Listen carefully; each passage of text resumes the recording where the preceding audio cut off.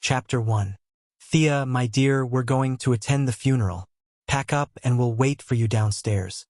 The middle-aged woman choked with sobs and walked out of the room while covering her mouth. Okay, Mom. I'll be right there. Thea Quinn, who was sitting by the bed, watched her mother's figure disappear from her sight. Thoughts kept surging in her mind.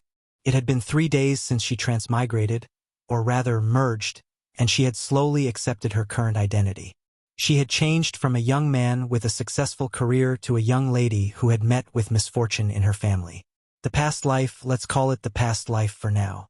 Memories of the past kept surging like movie clips. Birth, school, graduation, marriage, everything seemed real and dreamy. There was no happiness or resentment.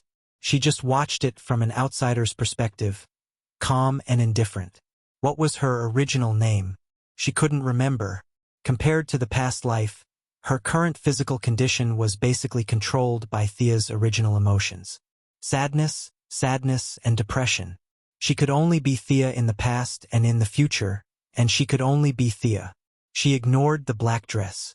Although her original consciousness occupied most of her heart, she was still very resistant to female clothing. She wore the white singlet, black trousers, and black mid-heeled leather shoes that her mother had prepared. Fortunately, Thea was still underage. If she wore high heels to such a solemn occasion, it would be a disaster. Thea tidied her hair in front of the mirror. She had thick, dark brown hair, fair skin, and light green eyes. Her calm eyes revealed her longing for her loved ones who had passed away. After the first day of fusion, she was sure of her situation after watching the news. This was a world similar to the Green Arrow TV series. Maybe it was, maybe it wasn't. There was too little information to judge the specific situation. She had watched part of the series in her previous life. If she was not mistaken, she was the sister of the main character, Green Arrow, a rebellious and unreasonable problem girl. She picked up her handbag and walked down the stairs. Fortunately, Thea was still a good girl at this time. She had not been contaminated with a lot of bad habits because of the death of her loved ones. After the two souls merged, her spiritual power was stronger than ordinary people. Although she was a thin 15-year-old girl, her steps were still strong. She walked to her mother, Moira Quinn, and said softly, "Let's go, Mom." Moira did not speak. She just hugged Thea and the two entered the car silently. Robert Quinn, born in 1958, died in 2007 at the age of 51. He was our Star City's outstanding entrepreneur, our mentor and helpful friend. His departure caused us to lose our great father, our sincere friend. Oliver Quinn, born in 1985, died in 2007 at the age of 22. He is a child of our Star City, a gift from God. Thea's thoughts were a little scattered as she listened to the pastor's statement on the stage.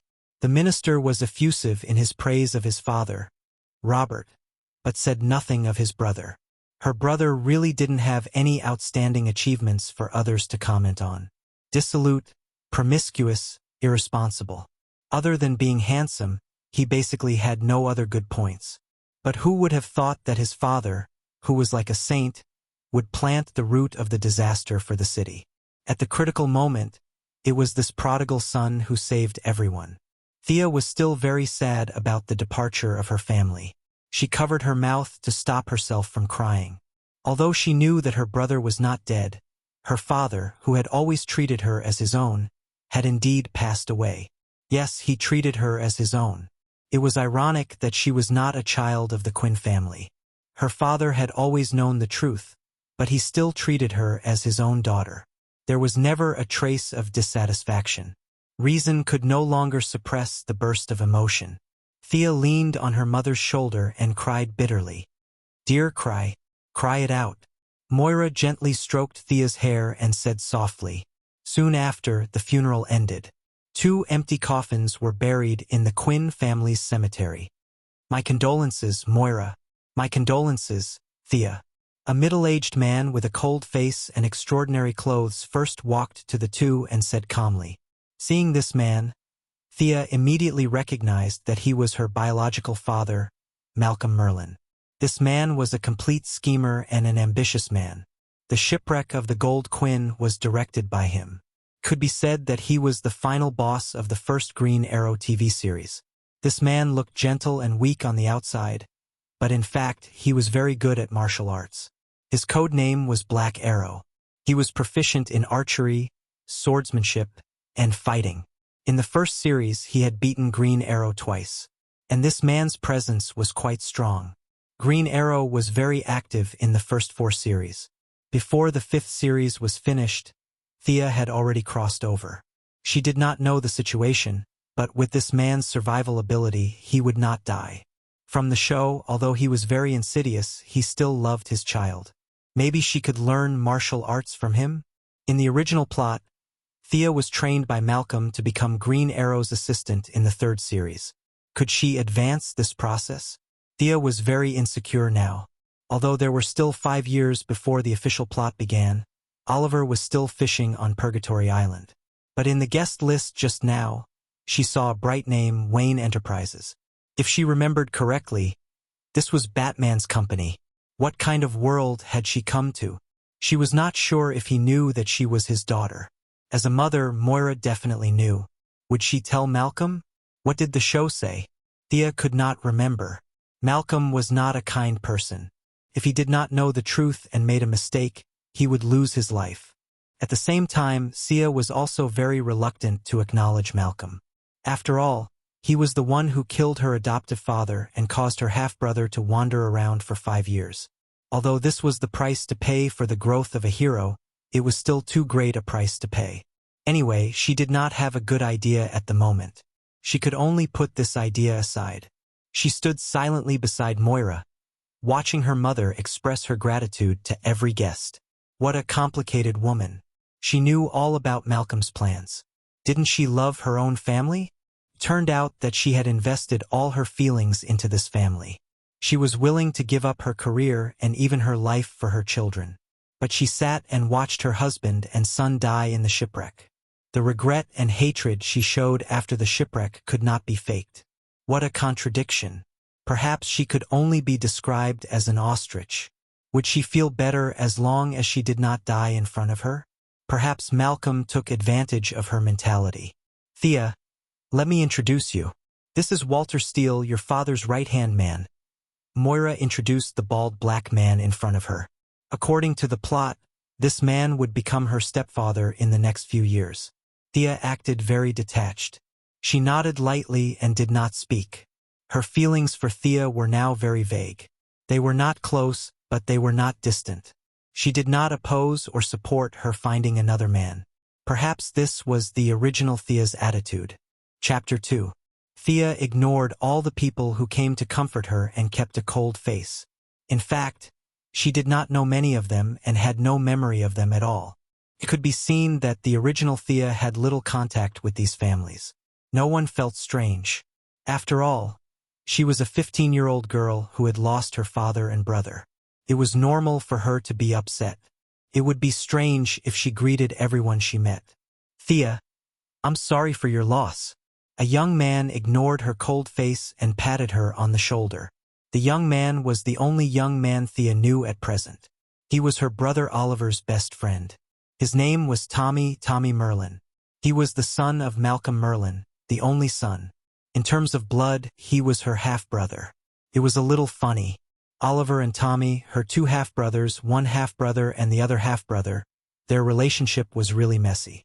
After all, their relationship was different. Thea nodded and said softly, "Thank you." Tommy was very sad. He was really sad. His whole person was immersed in a kind of painful mood. He grew up in the Quinn family. He felt that Robert and Oliver were his father and brother. Now, the death of the two made him very sad. Hundreds of people in the audience were very sad. But there were only 2.5 people who were really sad.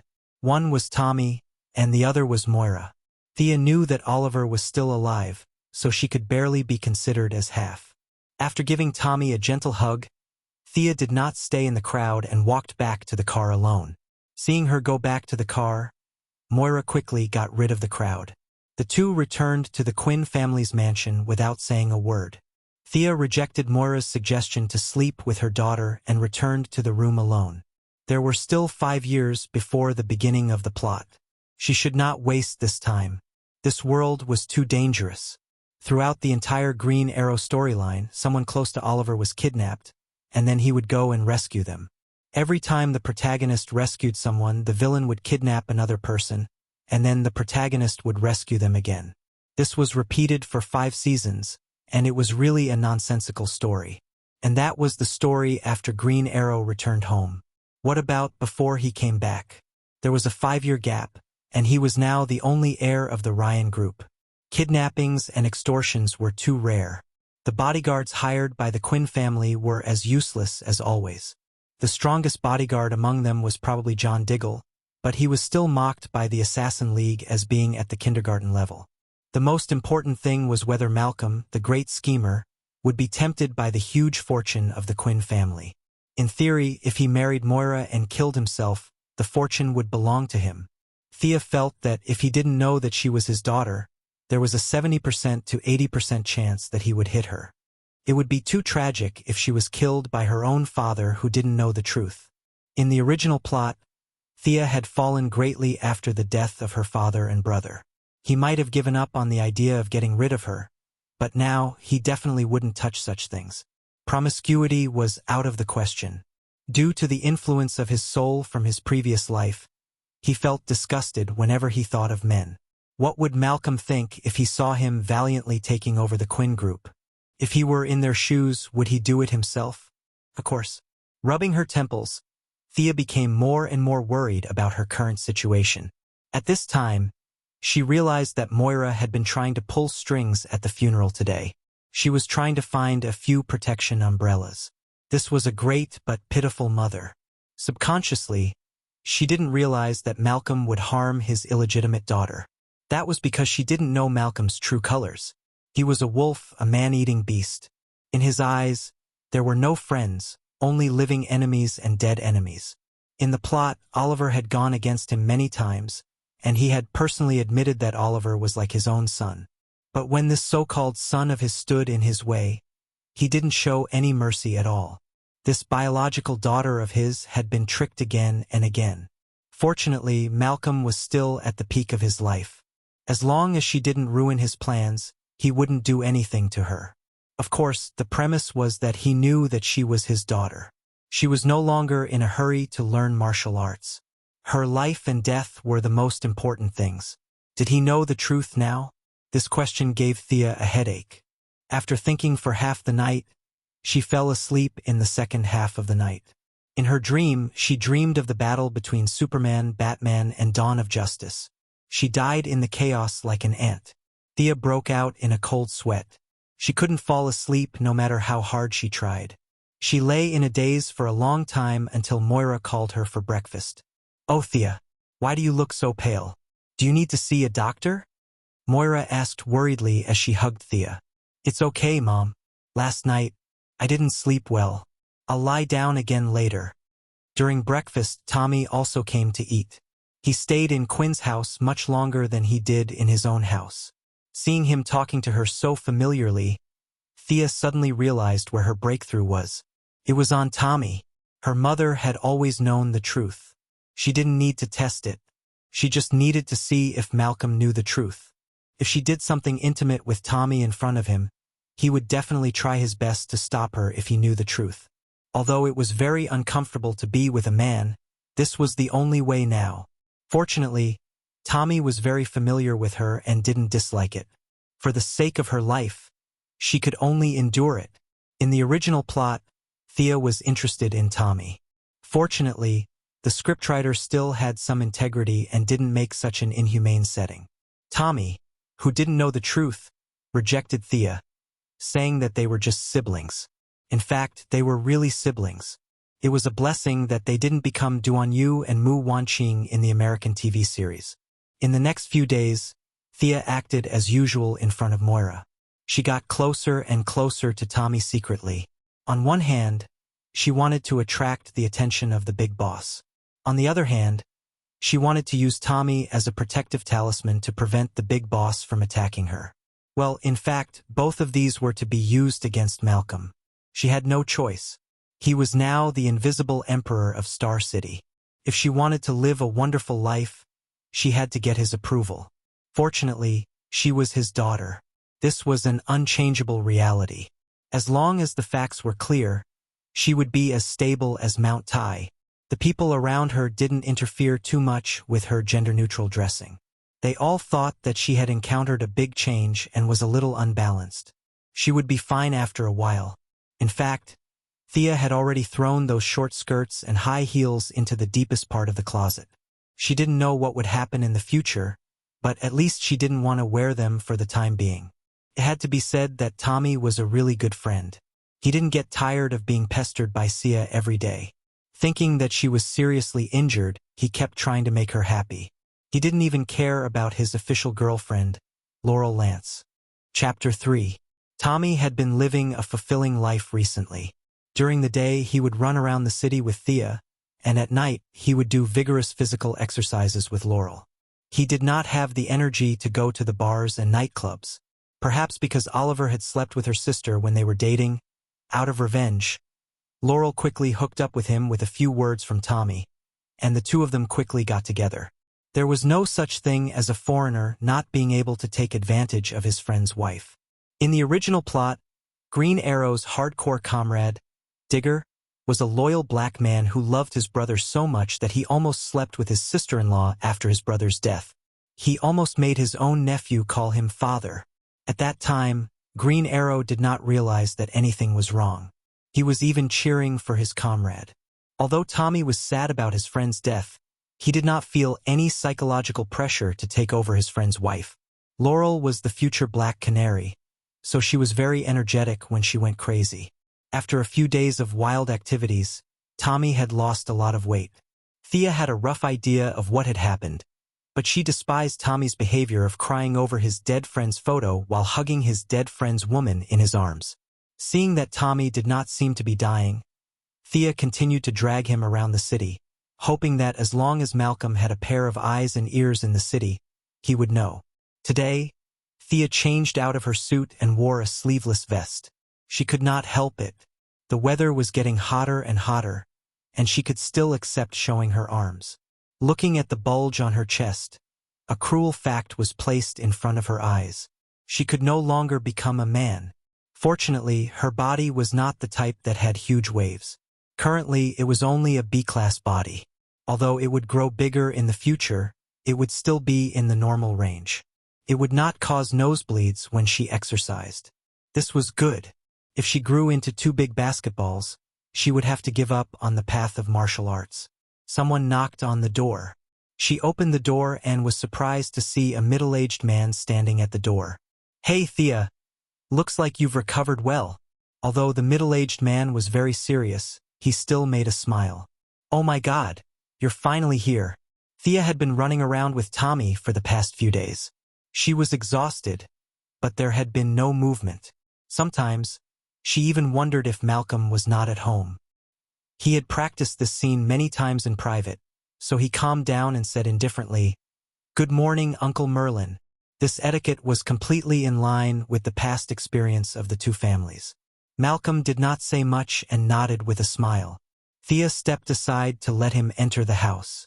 Thea pretended to be watching TV. She saw Malcolm enter her mother's room from the corner of her eye. She immediately picked up a teacup. She did not know the level of martial arts in this world, nor did she know the level of Malcolm's training with the ninja master.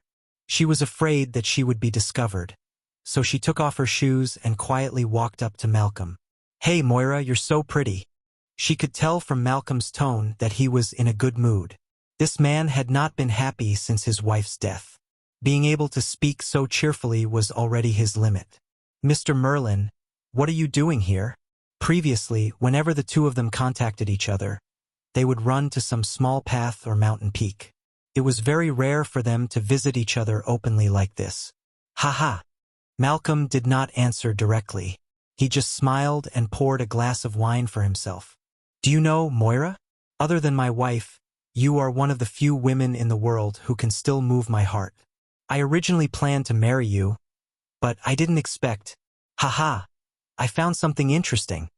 Moira did not seem to hear anything about marrying her at all. She stared at Malcolm and said, "What is it? Our agreement has been fulfilled. You can't interfere with my life anymore. What do you think of Tommy and Thea? What a coincidence. You only have one daughter, and I only have one son. There are no obstacles in front of us. The Merlin Group and Quinn Group can establish a closer relationship." Thea, who was outside the door, immediately knew that Malcolm did not understand the truth. Moira had never told him the truth. Sure enough, beautiful women were all liars. Her cheap mother was also an expert at deceiving people. It seemed that the muddle-headed ones were always men. No matter how insidious a man was, it was useless. When Moira heard this suggestion, she exploded on the spot. No, absolutely not. Such a strong reaction was, to be honest, a little beyond Malcolm's expectations. For so many years, other than the ninja master who scared him so much that he peed his pants, no one could talk to him with such a high decibel. With his usual personality, if he had a bow and arrow in hand, he might have shot an arrow. Moira also realized that her voice was a little loud, but she still glared at him and said, "No, I don't agree. My request is not to be rejected, Moira Quinn." At this moment, the thought of Moira being his favorite woman other than his wife had long disappeared. Malcolm had never been afraid of a competition. Thea, who was outside the door, knew that the show was about to begin. She raised the teacup high. This was a classic scene in a TV series. When the truth was revealed, the teacup fell outside the door. She wondered if the foreigners in this world had seen such a TV series. Unfortunately, the floor was wooden, so the effect was a little worse. She hoped that Malcolm would be able to hear it when he was agitated. "Listen to me." Moira was also frightened by Malcolm's wide-eyed stare. She helplessly took a swig from the bottle and frantically tried to think of a way to explain. Looking at her abnormal behavior, Malcolm also noticed that something was wrong. He was able to survive under the hands of a ninja master who had lived for more than 700 years and escape unscathed. His ability to read people's expressions was at the highest level. He was not in a hurry, so he slowly sat down and prepared to listen to her explanation. Moira thought for a long time but could not think of a good reason to stop this. Her husband and son had silently died. There was no reason for him to resist the marriage of his daughter to this extent. If she did not agree, he would definitely do something to Thea. That would be a tragedy for human relations. After thinking about it again and again, this secret was known to both of them. After her husband's death, it became her own secret. If she told the truth now, it would change from one person's secret to two people's secret. She could still accept it. As long as Thea herself did not know, everything would be fine. "Thea is your daughter." After whispering this sentence, he closed his eyes and sank deeply into the sofa, as if a heavy burden had been lifted from his shoulders. Thea, who was outside the door, could not see Malcolm's expression. She was a little afraid that his hearing would be affected by the shock. However, the arrow had already been knocked. She quickly threw the teacup on the ground with a muffled bang. There was no other way. The wooden floor affected the effect too much. She believed that he would not be so bored as to use the acceleration of gravity to push the teacup back to its original height. After all, this was the Black Arrow generation, not the Grim Reaper generation. Hearing the strange noise outside the door, Malcolm was worthy of being a top graduate of Nanderbart University. Although his head was still a little dizzy, his body had already reacted. He quickly rushed to the door and opened it. Looking at Thea's dull eyes, even a boss with a calm temperament was a little dumbfounded. He looked embarrassed and did not know what to say. Chapter 4. Seeing Thea staring at him blankly, even with his many years of experience, Malcolm did not know what to say to ease the awkward atmosphere. Not a single word could come out of his mouth. He secretly resented the lack of vocabulary in English. He wanted to ask Sia if she had come up because she had heard something. But looking at her lifeless eyes, even a fool would know that she had heard what she should and shouldn't have heard. She was extremely regretful that she had rushed to the Quinn family to propose marriage today. Why didn't he investigate it in advance? With his intelligence ability, He would definitely know the truth if he collected it carefully. It would not be so difficult to talk about it now. At this moment, Sia also felt that her life was completely safe, and it was about time for her to leave. She maintained this dull expression, and her face was a little stiff. She wanted to squeeze out some tears, but her acting skills were not up to standard, so nothing came out. She could only snort loudly, turn around, and quickly run away. "Thea!" Moira shouted at the top of her lungs. Thea could only apologize in her heart for taking advantage of this woman who cared for her wholeheartedly. She hoped that she would treat her well in the future to make up for everything today. She ran out of the house, found a very luxurious bar, and started the second act of The Girl Who Left Home, getting drunk. Thea was not worried about being bullied at all. The owner of such a luxurious place must have a close relationship with Malcolm. Instead, it was the small bar that was in danger. Turned out that her guess was right. This bar was run by one of his men, the hardcore kind. He received a call from his boss to take care of this girl. Malcolm repeatedly repeated such a small thing 3 times, scaring the bar owner so much that he almost worshipped Thea as his own mother. He found a few burly men with fierce faces to stand around her as a human wall, and all of them turned their faces away, afraid that they would scare her. He also asked the DJ to change to a gentle song. The DJ was puzzled, but he could only follow the boss's orders. Afraid that the guests would not be satisfied? Play if you want or don't play if you don't want to play. The bar owner was not in the mood to serve at all. Less guests would affect the atmosphere. The bar owner hurriedly contacted his 7 aunts and 8 aunts, and twisted his waist and shook his head wildly to the gentle song. "Boss, what kind of wine are we serving to that chick?" The bartender ran over and asked. The bar owner said ferociously, "Show some respect and call her a lady. Do you understand?" Repeat it again. The underling suspected that his boss had advanced mania and did not take his medicine today. However, when he saw that his boss was about to bite someone, he lowered his head and said honestly, "Yes, boss. What wine should we serve to that lady?"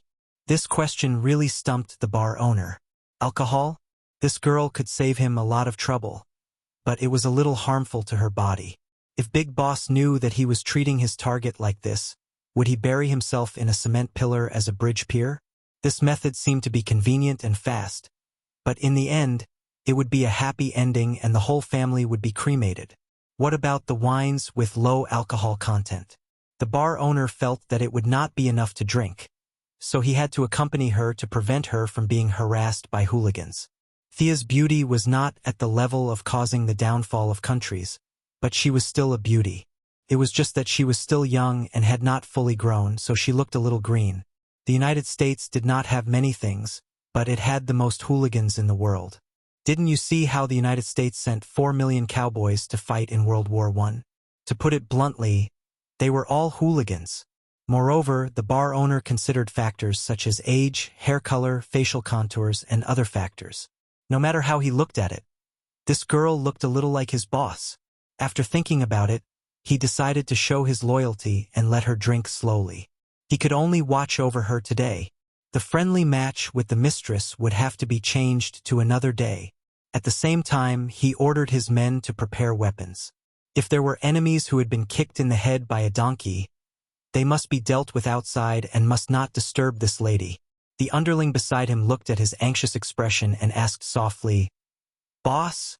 Who is this?" Previously, Thea's upbringing was very strict, and she had never shown her face in the nightclub. How would he know who she was? However, from Malcolm's tone, if he let her get into trouble, even Superman would not be able to save him. Although he had some guesses, there was no need to explain to his underling. He said in a low voice, "This is my biological mother." Damn! The underling's heart was in turmoil. Not only did his boss have mania, but even his intelligence had deteriorated. Should he go to the talent market tomorrow and submit a few resumes? Unaware of the bar owner's worries, Thea drank one glass after another. Her mind was also filled with thoughts. Today's plan was very successful, and her life was completely safe. Next, should she consider strengthening herself? It was said that the poor relied on mutation and the rich relied on technology.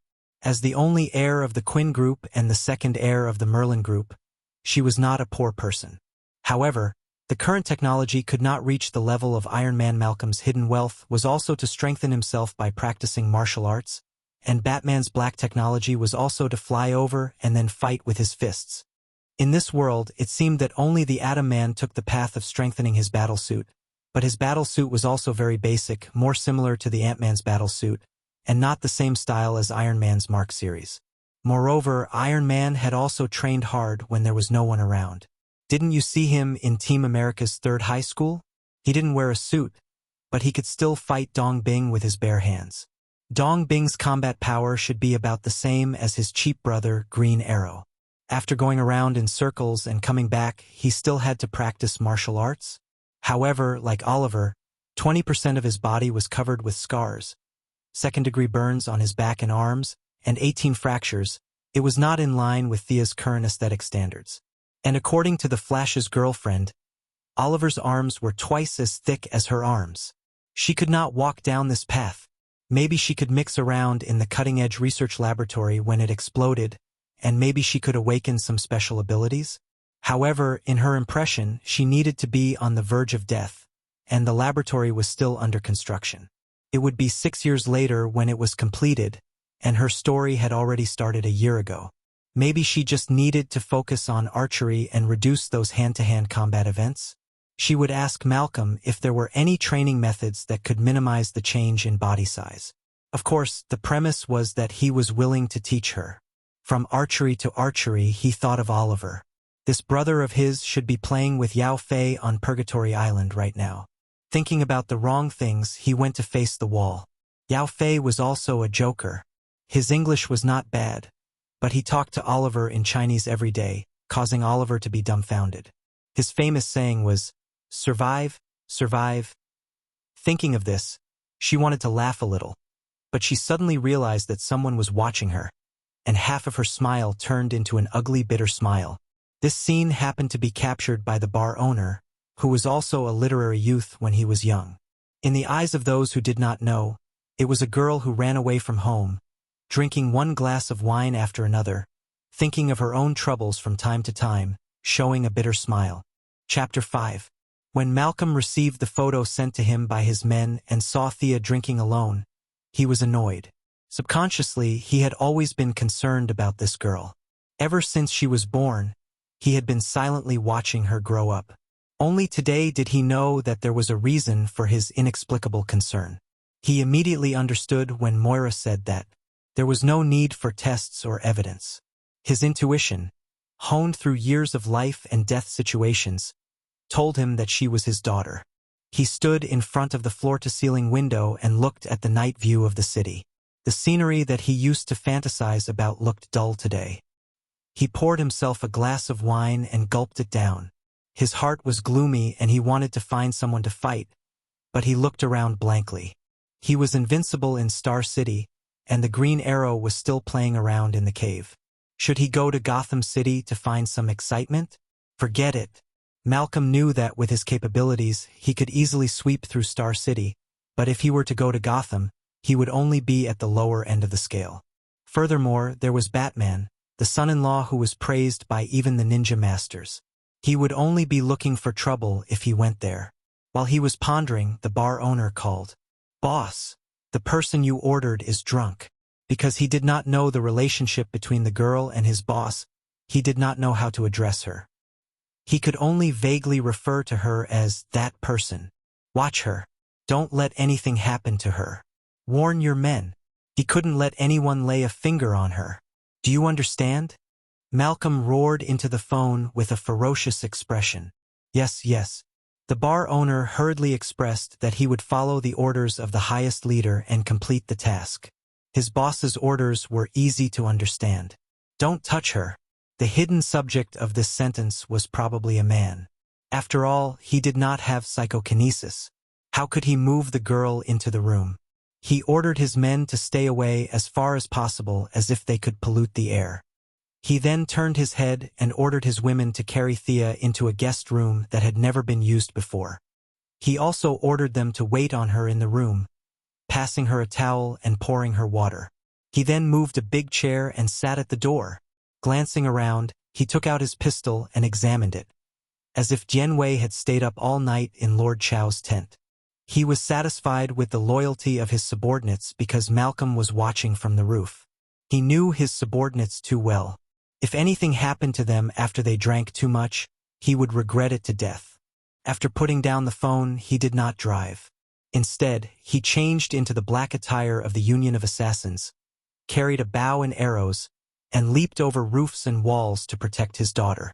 If there were any blind people who did not know what was going on, he would kill them with one arrow. In fact, Thea was not completely drunk at this time. She still had some consciousness left. Seeing that the two women were on high alert, they carried her into the bedroom. She felt relieved and fell into a deep sleep. Ouch, my head hurts. Facts have proven that even good wine can cause headaches after drinking too much. Thea rubbed her head and sat up. She found that her clothes were neat and tidy, and even her shoelaces were not untied. She admired her cheapskate father's ability to control his subordinates. Do you need anything? The two women in the room had been waiting for Thea for the whole night. When they saw her sitting up in a daze, they quickly trotted over and prepared to play the role of maids. Thea pointed at one of the women. "Get me a glass of water." This woman's face was painted like a monster's, and her chest looked like two bowling balls. She had so much padding that it could be counted by the weight. She didn't even know to change her shoes when she served Sia. She walked on the ground in her high heels, which made Sia annoyed. The other woman helped her wash her face and comb her hair. Thea saw that she was fine and swaggered out of the bar. One of the men had already called for a car at the door. Thea asked the driver to drive to Quinn's Manor. How much did she spend for a night? Shouldn't Thea pay for it? She had forgotten. She had too many things on her mind to pay attention to such small details. In the bar, the owner was still waving his hand at the door when the car was 2 miles away. Since they were all adults, no one dared to mention it. "Oh dear, you're finally back." Thea had just arrived home. Before she could say anything, Moira, whose face was full of tears, hugged her in her arms and refused to let go. Her mother was really a very contradictory person. Although her hidden power was not as strong as Malcolm's, an eagle would not cooperate with a sparrow. Looking at her future mayoral campaign, she was also a well-connected person. It was impossible for her not to know that she had been in the bar all night. But seeing her worry and love for her now, Thea sighed and patted her on the back. "Mom, I'm fine. Let me be alone for a while. I'm going back to my room to rest." She went back to her room, changed into her pajamas, and lay on the big bed. She did not sleep well in the bar, for fear that she would say something terrible in her sleep. After a day and a night of acting, Thea was a little tired even with her current mental strength. Her current task was basically completed. According to the game, she had successfully activated Malcolm's faction reputation, and it was at the worship level. The prerequisite of teaching skills was completely met. Next, she would enter the high-speed enhancement stage. At the same time, in the cutting-edge technology laboratory in Central City, as the final boss of the first season of The Flash, Dr. Wells, or Albert Swan, walked into his secret room and said to the wall, "Gideon, have you found the target that caused the time-axis deviation?" A light blue three-dimensional humanoid image appeared on the wall. The image said mechanically, "Doctor, the time variable caused by the target is too small. I can only vaguely sense the target's appearance in Star City. You need to provide me with more computing resources to find the specific details." These words gave Dr. Wells a headache. After all, Gideon was developed by the Flash in the future, using technology that was 100 years in the future. The current era was a technological desert for people like himself, who were in no way inferior to modern people who had transmigrated to a primitive society. It was already a miracle that he could build this artificial intelligence from scratch and run it smoothly. If he were to increase the computing resources with the current level of technology, he might have to gather all the scientists in the world to research it together. Fortunately, the variables were not large or there were almost no changes, so it should not affect his plan. He sighed. He had been in this world for 10 years, and he did not have the power of speed. He was really tired of pretending to be this weak and sickly doctor every day. He still had to spend time and effort to cultivate his nemesis, the Flash. Thinking about it, it was really unprecedented for a villain like himself to go to this extent. After instructing Gideon to follow the normal procedures to pay attention to the news in Star City and inform him if there were any changes, Dr. Wells, who did not have to pretend to be paralyzed, quickly walked out of the secret room. Chapter 6. Not knowing that she was being targeted by another very loving villain, Sia used the excuse of healing her inner trauma as an excuse to stay at home for 3 days with a gloomy appearance but a happy heart. Through the computer in the room, she checked the world's network. There was no Captain America, no Iron Man, and no S.H.I.E.L.D. There was only Superman, Batman, and Sky's Eye Society. This result gave Sia a bit of a headache. This was obviously a DC universe, and she was not familiar with the situation here. She only remembered that there were many parallel universes, such as Earth 1, Earth 2, all the way to Earth 52, a mess of settings. There was no network in this world.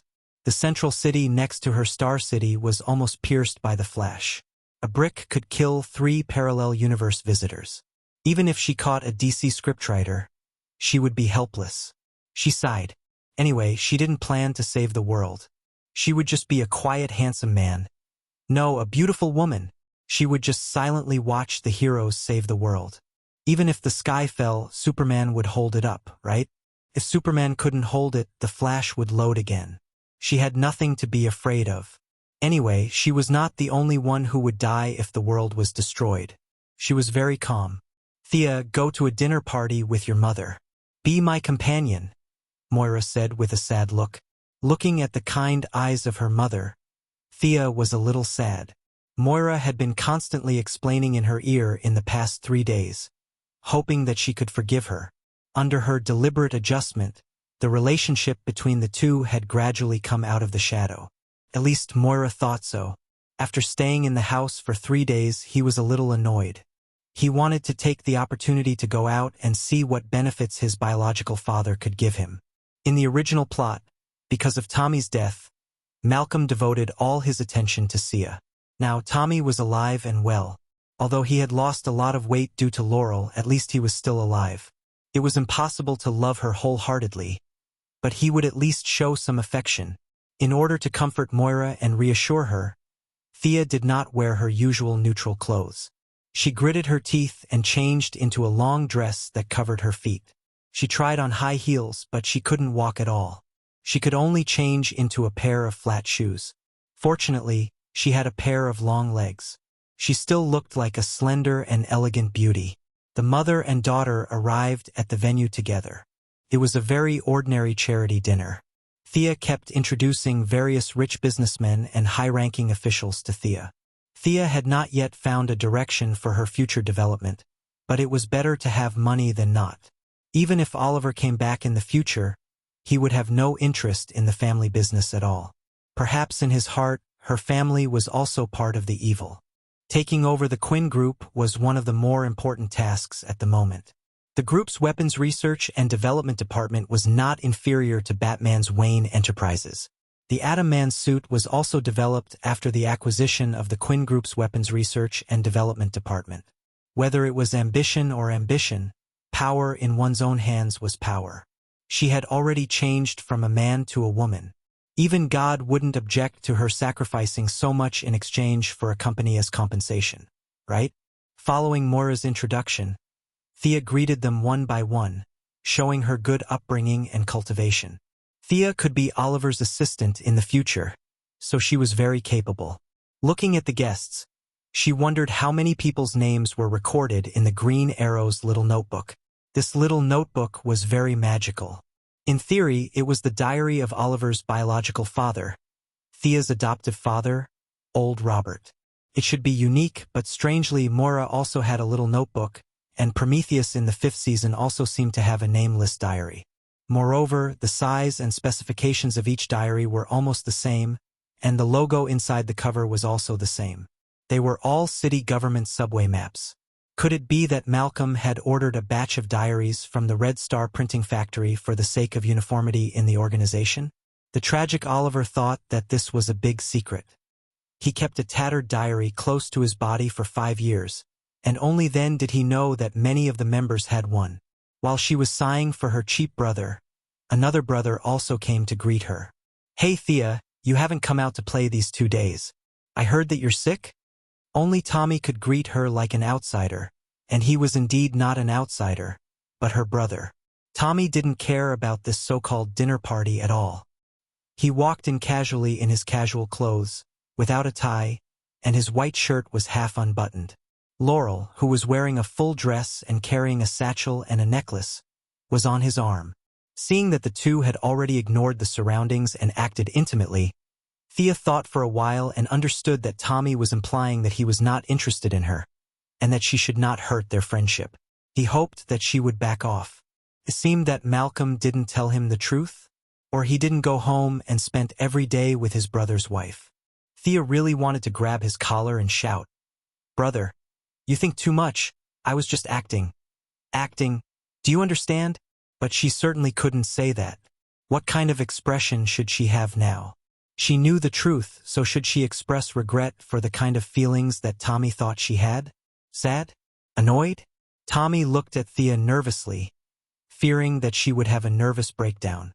Fortunately, there was a sensible person on the side. Laurel grew up with Tommy and Thea, so she was very familiar with her younger sister, Thea. What she didn't know was that no matter who she chose in the end, Thea would be her sister-in-law. This was really a magical story. She gave Thea a big hug to ease the awkward atmosphere, and the two women chatted for a while. Thea didn't understand the love of Oliver's life, the future Black Canary, and the official partner of the hero, Green Arrow. Oliver loved her so much that he held a photo for 5 years.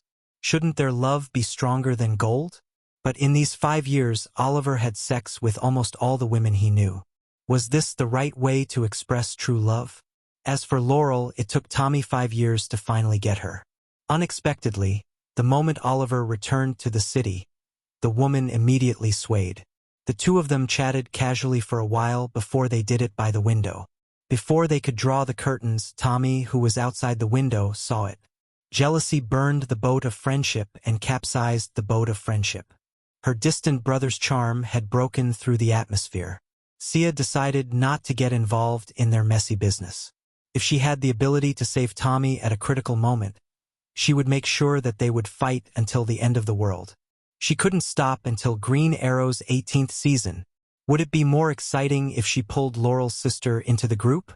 A 4-way war? Would Green Arrow be disheartened and decide to spend the rest of his life with Tommy? That's disgusting. Thea's mind was filled with boring thoughts. She said goodbye to the two and went to the side to rest for a while. Chapter 7. Meanwhile, in the secret room, Moira and Malcolm were having a conversation that was neither intense nor dull. "Malcolm, you actually want Thea to participate in the company's operations? You're getting crazier and crazier. She's still a child. She should continue to complete her high school studies. She should have a happy life, not go to the company and scheme with those people." Moira protested in a low voice. "Listen to me, okay? Currently, Thea is the only heir of Quinn Enterprises. You don't object to that, right? Do you think you're helping her by indulging her? Look at Oliver, who you've taught. Dissolute, and irresponsible.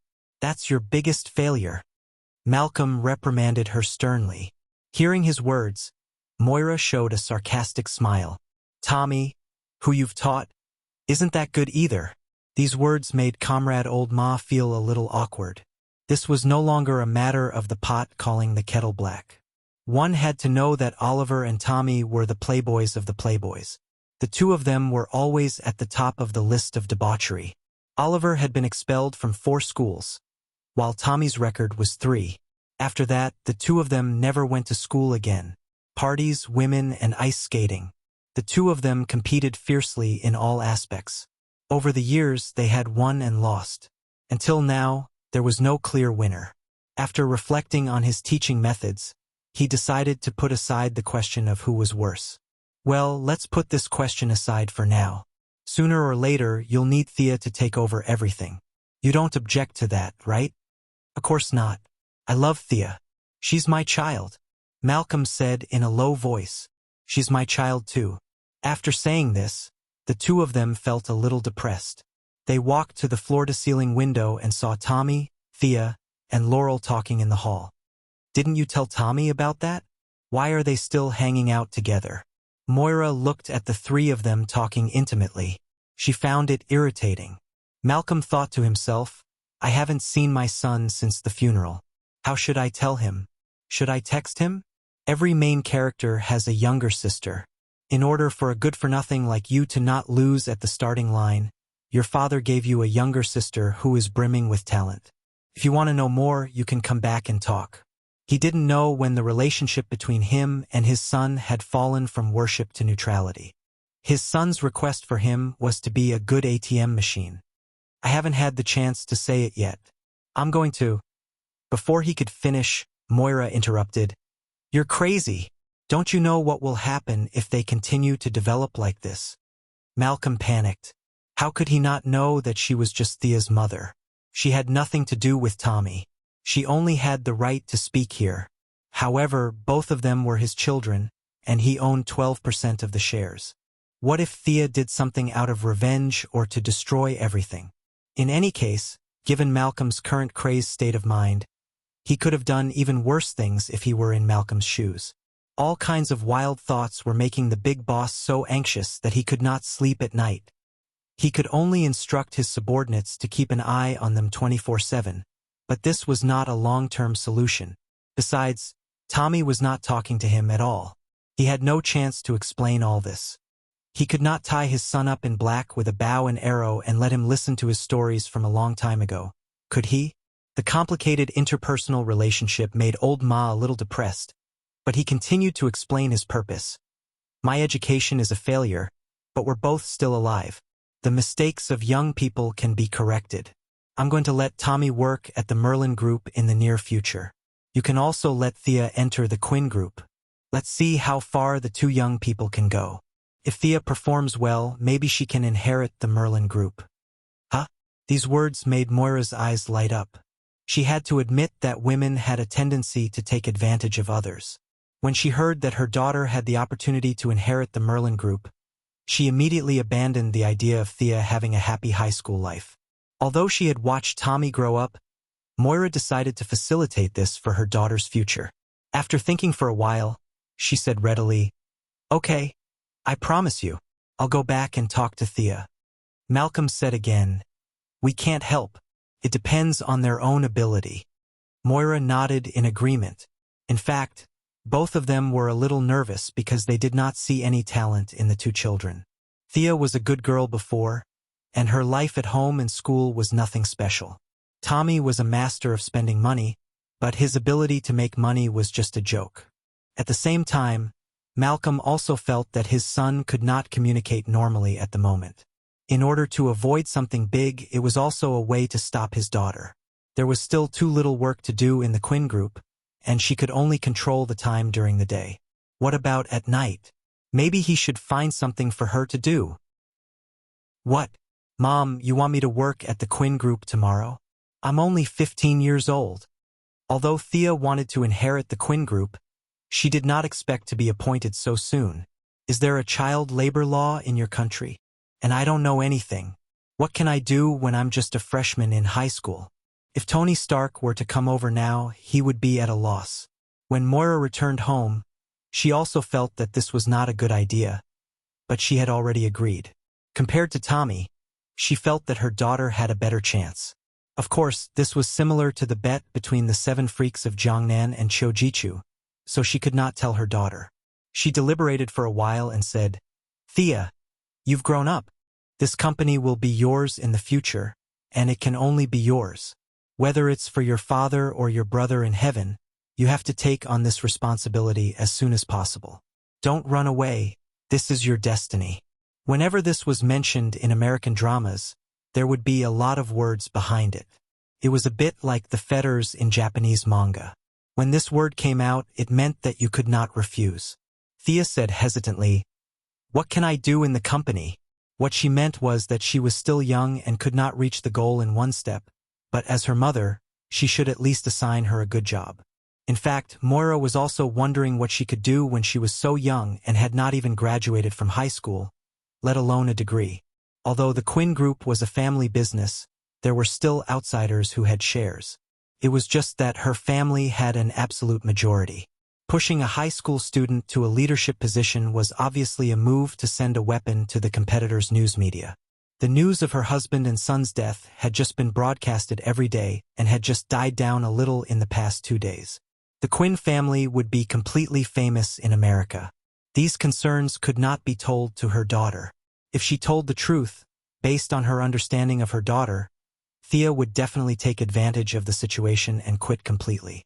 She could only use the delaying tactic to delay for a few days. At that moment, Moira said seriously, "You'll know your arrangement when the time comes.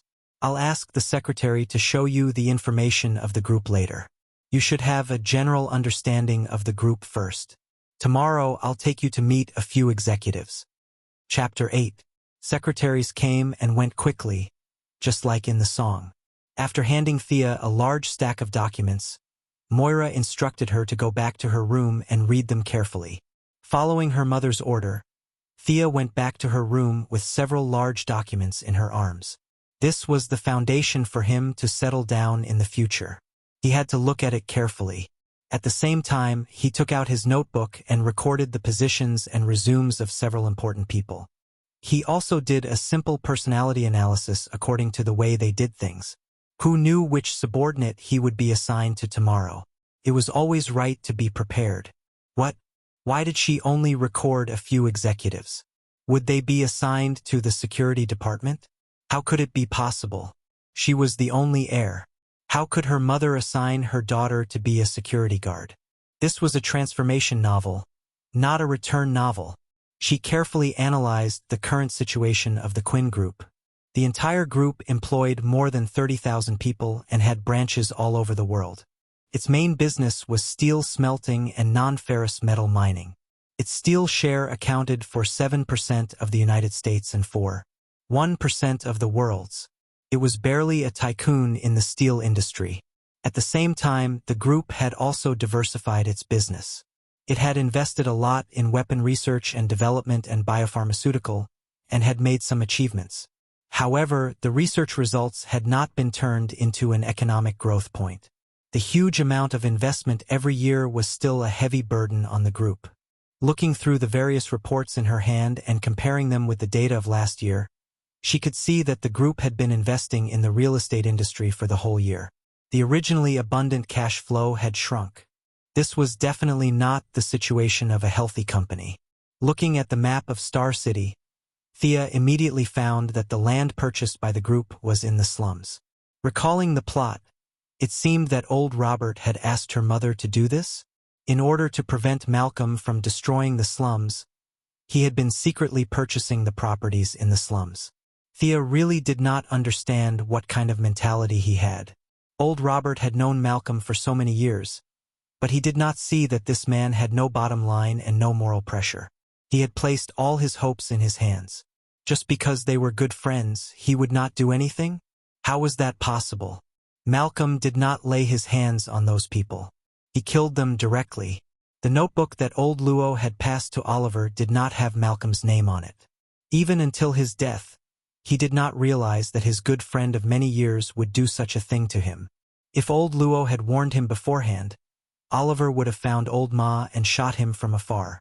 The first episode would have ended in 1 episode instead of 23. Looking at the densely packed land purchase certificates, Thea had a bit of a headache. 6 years later, Malcolm tried to imitate Whitebeard's battle with Marin Van Doe, but it shook more than half of the entire slum. These lands had to be smashed in her hands. Star City was a city plagued with disasters. In the first year of the storyline, Malcolm used his ultimate move, Earthquake.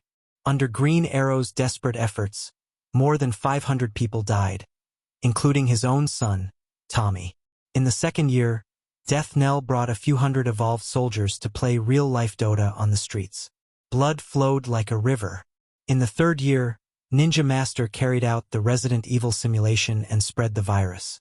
In the 4th year, that person who knew magic directly brought more than 15,000 nuclear bombs as a Christmas gift to prepare to destroy the world.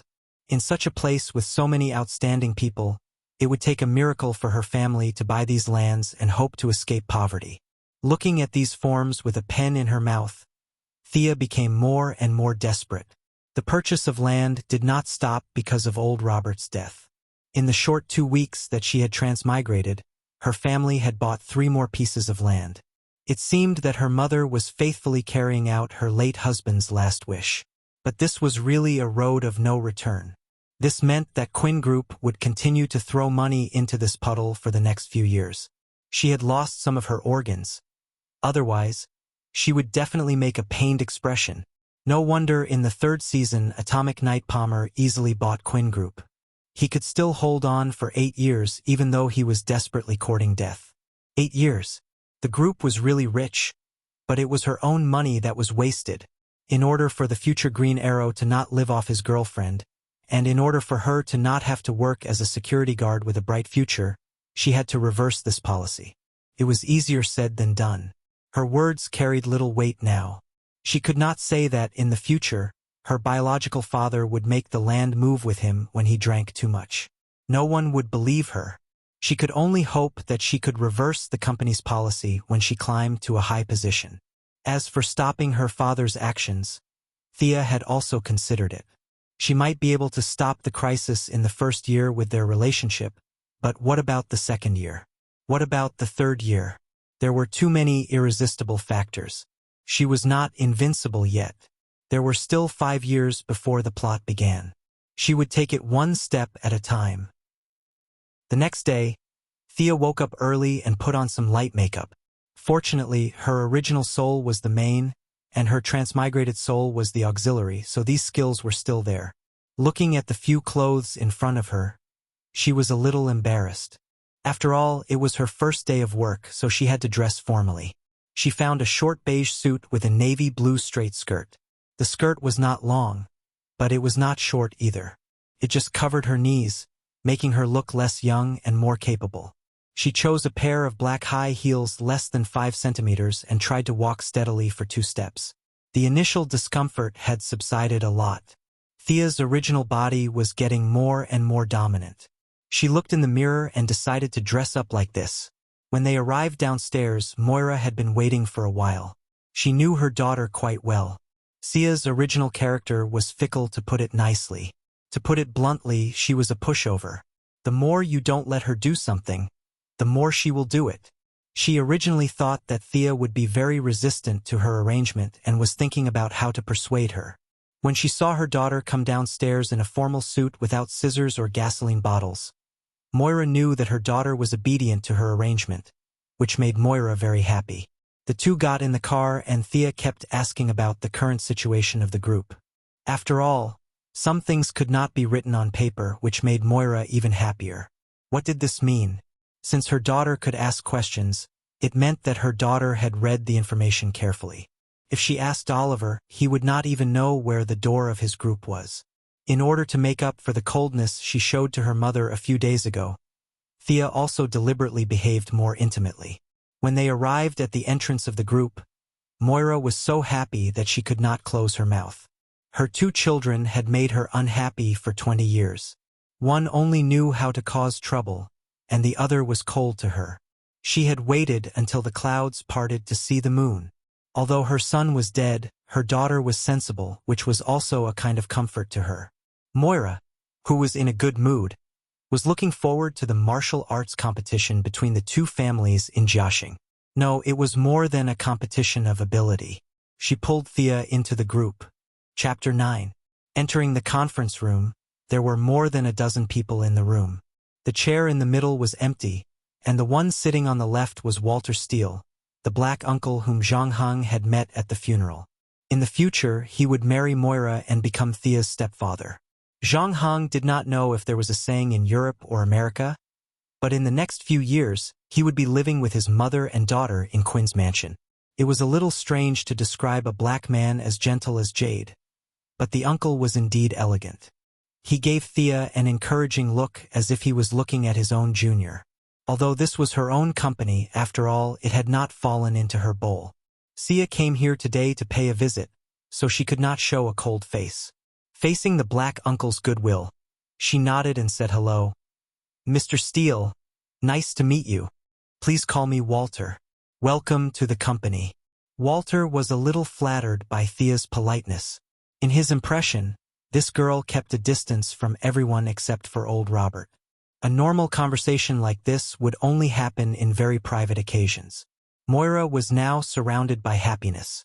Her daughter could communicate with her boyfriend normally. This was a good start. Recently, she had been avoiding Walter. She was afraid that her elusive daughter would see something that she should not see. It would be too much of a shock and she would completely collapse. After all, she was a 15-year-old girl who had just lost her father and brother. She had not yet recovered from the shock. Now, she had to tell her that the one who died was not her father, and that her biological father was someone else. 2 days later, she had to tell her that her mother was going to find another stepfather for her. Such a messy relationship would drive anyone crazy, right? Anyway, Moira felt that if she were to be the daughter, she would have to go to the Arkham Asylum next door for treatment. But looking at Thea's strong appearance now, could it be that Malcolm's genes had given her extraordinary tenacity? Thea continued to introduce the people in the room to her daughter. This was someone from the administration department, and this was someone from the finance department. After a round of introductions, Thea realized that Walter was still the company's vice president. She remembered that he was supposed to take over the position of president, and her mother was in charge of finance. Did she remember wrongly, or did history deviate? Soon, Thea received her position as the CEO's assistant, also known as the little secretary, and the CEO was her mother. In fact, she did not remember wrongly. There was indeed a small change in the plot here. Originally, the relationship between Moira and Walter had warmed up very quickly. From colleagues to friends to boyfriends to marriage, it was upgraded day by day. The two of them were almost 80 years old, and they even had a flash marriage. Seeing that the die was cast, the board of directors approved Walter as the president. But now, because of Thea's plan to expose her biological father, Moira had been accompanying her daughter and her boyfriend could only stand aside. Therefore, the relationship between the two had not reached that point yet. Besides, she did not want to arrange her beautiful daughter to be with her biological mother's boyfriend and fiancé. Their family relationship was already messy enough, so there was no need to add to it. After weighing the pros and cons, Moira could only be the president herself and train her daughter at the same time. In fact, she was really not interested in this position, but for the sake of her daughter, she could only bite the bullet and do it. The following meeting was dull and boring.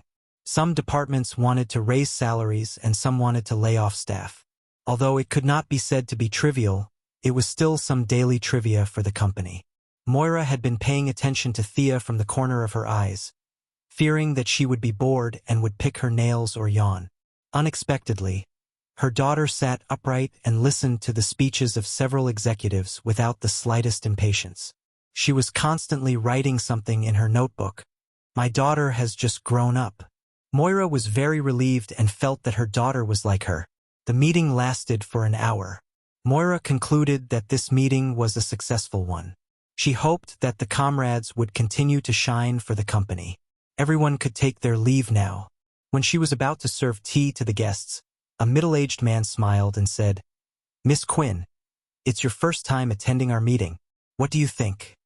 Oh, Thea immediately judged that this person was not on good terms with her mother, or rather, with the Quinn family. What opinion could she have as a newcomer? If she was right, others would say that she was arrogant. If she was wrong, she would become a laughingstock. This was bullying her because she was young and did not understand these workplace traps. "Mr. Andre, I'm new here and don't know anything about the company. I can't even give ordinary suggestions, let alone ideas." "You must be joking," Thea replied politely. He did not expect that the little girl from the Quinn family would not be fooled. She was much better than her foppish brother. The middle-aged man was still a little unwilling to give up and continued, "It's okay. We are all your father's old subordinates, so we are all your elders. No one will laugh at us." After saying that, He even laughed to show that he was very open-minded. Damn it, what do you mean by no one will laugh at us? I haven't even said anything yet, and you have already defined it as a joke. Thea's heart was burning with anger. She flipped through her notes. This bastard was the head of the weapons development department that she had been drooling over for a long time. Old Robert really did not have a good eye for people. This person was obviously dissatisfied with her family. How could such a person stay for 3 years? The weapons development department was too important for her future. She must get rid of him. Mr. Andre, I really don't have any suggestions for the company, but I have a question that I hope you can help me answer, Thea said slowly. Please go ahead. In your report just now, you mentioned that the company should increase the investment in the weapons development department, right? I have looked at the company's investment in the weapons development department for the past few years. It has been increasing month after month, and every year it has increased by about 20%. Why is this number so coincidental? Hearing that it was this question, the man named Andre breathed a sigh of relief. There is a scientific basis for this. As for why it increased by 20%, it can only be said to be a coincidence. I have explained it to the vice president. In other words, it was very complicated. He was afraid that a little girl like her would not understand. Walter also nodded to show that he knew about this matter. Thea was very calm. This was within her expectations. Mr. Andre, you have been in charge of the weapons development department since 3 years ago. However, in the research report of these 3 years, you have applied for 19 technologies in 2004, 12 in 2005, and 17 in 2006. Is there a huge fluctuation in the strength of our technical personnel? Andre had a premonition of what she was going to say, but at this point he could only force himself to say, yes, there is a huge fluctuation. This is how scientific and technological research is. Thea chuckled. This G12 antiviral suit that was applied for in 2005 is a special suit with high overload protection, right? Why is it something that was completed 2 years ago, mixed in with a bunch of other research projects in your report just now and requested the company to allocate funds for research? Can you explain why? Chapter 10. How could he explain it? The middle-aged man, Andre, felt a little sweat on his forehead. To be honest, he just wanted to cheat some research funds and drink a little when he had nothing to do. But when he saw the people in the room staring at him with bright eyes, he knew that they would not believe him. He had been doing this for the past few years. He would pick a few things whose names made people dizzy and add them to the report. Anyway, these CEOs did not know the technology, so the task would be completed as soon as the list was submitted at the end of the year. He did not expect that Thea had been eyeing those weapons for more than a day or two. She had read the Quinn Group's weapon catalog 3 times before. Although this project was mentioned between the lines, Thea noticed it at once. She planned to tell on him alone after the meeting, but she did not expect him to jump out on his own. He regretted it so much that his intestines turned green, but he still had a glimmer of hope. He said hesitantly, maybe it's a coincidence. Maybe the staff made a mistake or it's an upgraded product. I'll investigate it when I go back. Now you know how to be afraid. Where's the enthusiasm to laugh at me just now? How could Thea let him off so easily? She took out a piece of paper from her bag and waved it. This is the index report of the antivirus suit. It was downloaded from our intranet. Can you let me see your personal computer? According to the regulations, the former director of the group needs to make an expected plan for all projects. Let's compare your plan with the index in this report and see if there is any difference. The middle-aged man named Andre had the urge to bang his head against the wall.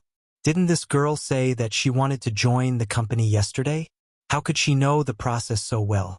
How did he write his preliminary plan? Could he show it to them? After thinking for a while, it seemed that he had copied it. The evidence in the computer was enough to sentence him to 10 years in prison. He imagined himself holding the bars and singing, 10 years later, we can still be friends and greet each other. But that kind of gentleness, can't find a reason to hug each other? This image was too vivid. He would rather die than let them see his personal computer. But he had no clear reason to refuse. Looking at Moira, who was sitting on the main seat, staring at him with a smile. He could only wink fiercely, hoping that she would forgive him once for his past contributions. At this time, several people around him began to criticize him. Miss Quinn is right. Andre, we want to see your personal computer. Andre, you're a parasite of the group. I've long noticed that there's something wrong with you. You still don't want to confess? My uncle's neighbor works at the Star City police station. I've already reported you. For a moment, the solemn meeting room turned into a wet market. Whether they were on Moira's side or not, they all criticized Andre for his selfish behavior. In fact, the Quinn family was so rich that no one would care if you secretly took a few. At least that was what the mother and daughter thought. Walter was so loyal, and with the nourishment of love, he even had an investment company outside. Who didn't have some selfish motives? But you, Andre, did not do a good job. You were exposed by a 15-year-old girl. This is enough to make your name go down in history. This made the managers who boasted of their high IQ feel embarrassed. Your personal behavior lowered the overall IQ of the company.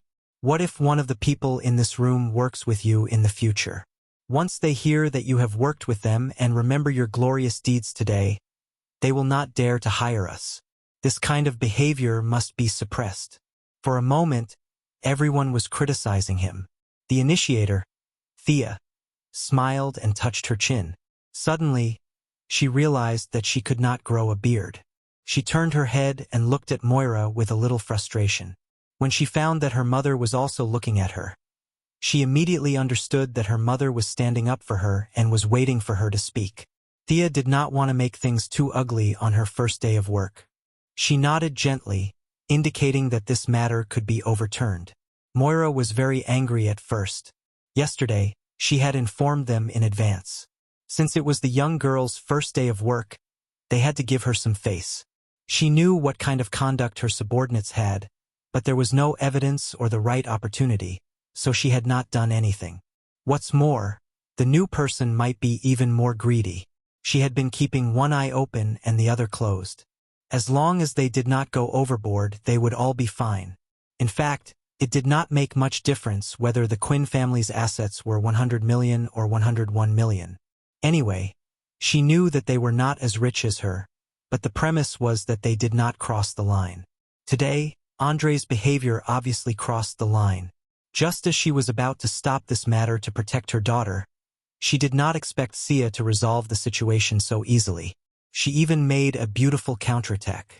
This made her think to herself, did I not realize that my daughter is actually a genius in management? She had just given her the information yesterday, and today, she used those obvious things to bring down a supervisor. She did not have this kind of talent when she was young. In order to stand up for her daughter and support her, she chose to ignore Andre's pleading eyes. It was not until Thea nodded that she let the matter go that she said slowly, today's meeting will end here. The meeting is adjourned now. As for Mr. Andre's treatment, she did not even mention it. On the one hand, he was a candidate recommended by another shareholder, so it was not easy for her to deal with him. On the other hand, Thea was Malcolm's biological daughter. With Malcolm's mentality of killing everyone who dared to touch him, this person was dead meat. There was no need to talk nonsense. It turned out that Moira's guess about her old lover was completely correct. Malcolm was an underground emperor with thousands of troops coming to meet him. Everyone in the city was his underlings. What's more, a large company like Quinn Enterprises had more than a dozen executives either threatened or bribed by him. He knew the whole process of the meeting very well because he watched the video version. When he saw his daughter walk out of the haze and enter the meeting room with a normal expression, he was very happy. After that, her performance could only be said to be a surprise. Thea's calmness, magnanimity, wit, and manners made him feel like he was looking at a younger version of himself. Although it was the female version, fortunately, Europeans and Americans did not have a preference for boys. The Queen of England and the Queen of the Netherlands were all women, and there were countless duchesses and countesses. Gender was not an issue. When he found that Moira had let go of the culprit who made his daughter angry, he was not worried. That was because he had already instructed his underlings to find a viaduct for Mr. Andre. The future pier of the viaduct would be tall and sturdy, with good load-bearing performance. There would be a lot of people around it. He did not charge him any accommodation fee, so he believed that he would not feel lonely at night. Mr. Andre, who was going to become the pillar of the American TV series, looked at his daughter's performance and was completely worthy of the word excellent. As the saying goes, there is no harm without comparison. His excellent daughter compared to his own son was a big embarrassment. He called Tommy, but he did not pick up. When he went to the door, he did not meet him. When he sent text messages, he did not answer. It was a competition of ability, but his daughter had already run 200 meters, and his son had not even reached the starting line. This made Malcolm, the great schemer, not know what to do. Chapter 11. Tommy had been very happy without Sia's harassment for the past few days. He and Laurel were progressing very quickly. They were gradually changing from physical communication to emotional communication. This was the worldview of the Europeans and Americans. First come first, then talk about feelings. It was like buying a computer and looking at the hardware before looking at the software. The software could be modified later, but if the hardware was not good enough, then it was really not good enough. Life was not always happy. Young Master Tommy naturally had his troubles. He didn't know what was wrong with his father. He came to find him every 2 or 3 days and called him to harass him. Yesterday, he even sent him a text message telling him to go to work in his company. He said that he wanted to compete with Thea. Why should he compete with Thea? If he said that he was going to Quinn Enterprises or Thea was going to Merlin Group, then it would be reasonable for them to compete. Now that everyone was going back to their own homes and looking for their parents, how could they compete? After reading the text message, Tommy was even more certain that his father's paranoia had entered the final stage. He couldn't even make sense of basic logic. One day, after Tommy and Laurel finished their meal, they threw their credit cards and prepared to go back to do some physical and mental exercises. Soon, the waiter came back and bowed, saying, "Sir, please give me cash." "What's wrong? I've been eating here all the time. Why do you want cash today?" Tommy's character was very good. Although he was a little embarrassed in front of his girlfriend, he was not angry and asked in a gentle tone. The waiter didn't dare to offend this regular customer. This customer never asked about the price, but he was a big customer of his restaurant. He bowed and said, "Your credit card has been blocked. Can you give me another one?" After that, he changed 3 cards, but he didn't get a single cent. His proof of credit cards were all blocked. Tommy knew that his father must have done something immoral, so he had to pay next time. After sending Laurel back to her apartment, Tommy was not in the mood to exercise anymore. He told her to do yoga by herself. Tommy angrily ran back home. This was the first time he had returned home in a month. Malcolm was dressed in a warrior's outfit. He sat on the floor with 2 teacups and a teapot on the table in front of him. The word Zen was written on the wall behind him. He hoped that he could calm Tommy down and make him listen to his story patiently. Turned out that he was just flirting with a blind man. Tommy and Oliver had dropped out of school before they even finished elementary school and went to the nightclub to compete to see who could be more promiscuous. Tommy didn't even know all the English words. It would be strange if he could understand such a complicated Chinese word, Zen, written in a flamboyant style. Seeing his father sitting there motionlessly with his eyes closed, Tommy was scared out of his wits. Thinking that his father was dead, he reached out to check if he should call a doctor or a lawyer. After understanding his purpose, Old Ma was so angry that he was no longer in the mood to tell the story. He said stiffly, "Go to work at the Merlin Group tomorrow." Ignoring Tommy's strong protest, he left in a huff. Tommy, who had failed in the negotiation, knew that he couldn't win against Old Ma. His relationship with Laurel had just begun to warm up. Although the loss of their financial resources did not affect their relationship much, Laurel was ambitiously planning her own law firm. With his education level, the only thing he could help her with was money. Although he was mentally prepared to perform well, so that his father could restore his pocket money as soon as possible, Tommy still overslept the next day. He didn't arrive at the Merlin Group until 10 o'clock in the morning. There was too much nightlife, and he didn't have the habit of working in the morning. It wasn't easy to adjust his biological clock. Malcolm didn't make any excessive demands. Like Quinn Group, he gave Tommy the position of CEO's assistant. Tommy was 6 years older than Thea, and he was also a man. It was only fair that he be given a relatively lower position, but old Ma couldn't care less. According to the news from the insider, Thea had basically sorted out the middle and senior management of the group in just 3 days. She could remember everyone's name, birthplace, and the university they graduated from. She could also cater to their interests and talk about some topics that they were interested in. Yesterday, it was the birthday of one of the middle management members, and she had even sent gifts in the name of the corporation. This morning, she had made a suggestion about humanizing the office. Almost no one objected to this suggestion, because there was no reason to object. In any case, in the real-time video sent to Malcolm by the informant, no matter who it was, they all expressed their support for this proposal. Several human resource management experts under Malcolm gave Thea high marks without knowing her background. Her only weakness at present was that she was a little young. As for the impact of her education, it wasn't that big. There were many entrepreneurs in Europe and the United States who dropped out of college to start their own companies. Tommy, who didn't even graduate from primary school, was able to join the company. Thea's high school education was even higher than his. Looking at the comments given by his subordinates, Thea was smart, witty, flexible, and knew how to make use of her own advantages. There were almost no negative words. Malcolm was both proud of his daughter's excellence and worried about his son's incompetence. He pulled up the group's monitor to see what his son was doing. After searching for 10 minutes, he found that Tommy was happily chatting with the receptionist. He was so angry that he hurriedly took out a quick-acting heart reliever pill and took it. He secretly hated Oliver, who was suspected to be dead but was actually still alive. His son was so honest when he was a child. It was that kid who led his son astray. He had eyes and ears in Quinn Group, and Moira also had people in Merlin Group. Tommy's performance on the first day was passed to her desk.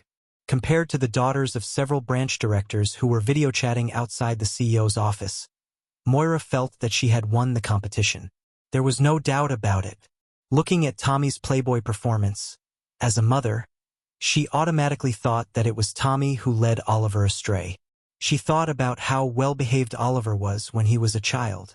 At this time, Oliver, who was far away in Purgatory Island in southern China, sneezed loudly, unaware that someone was thinking about him. Focus, you have to learn how to survive, do you understand? Yao Fei, who had a long beard and messy hair, was leading Oliver through the jungle. The two had been together for more than a month, and now Yao Fei had begun to talk to him in English. He didn't know what was wrong with this master's brain, but he had a great ambition to correct Oliver's Playboy habits and train him to be his successor.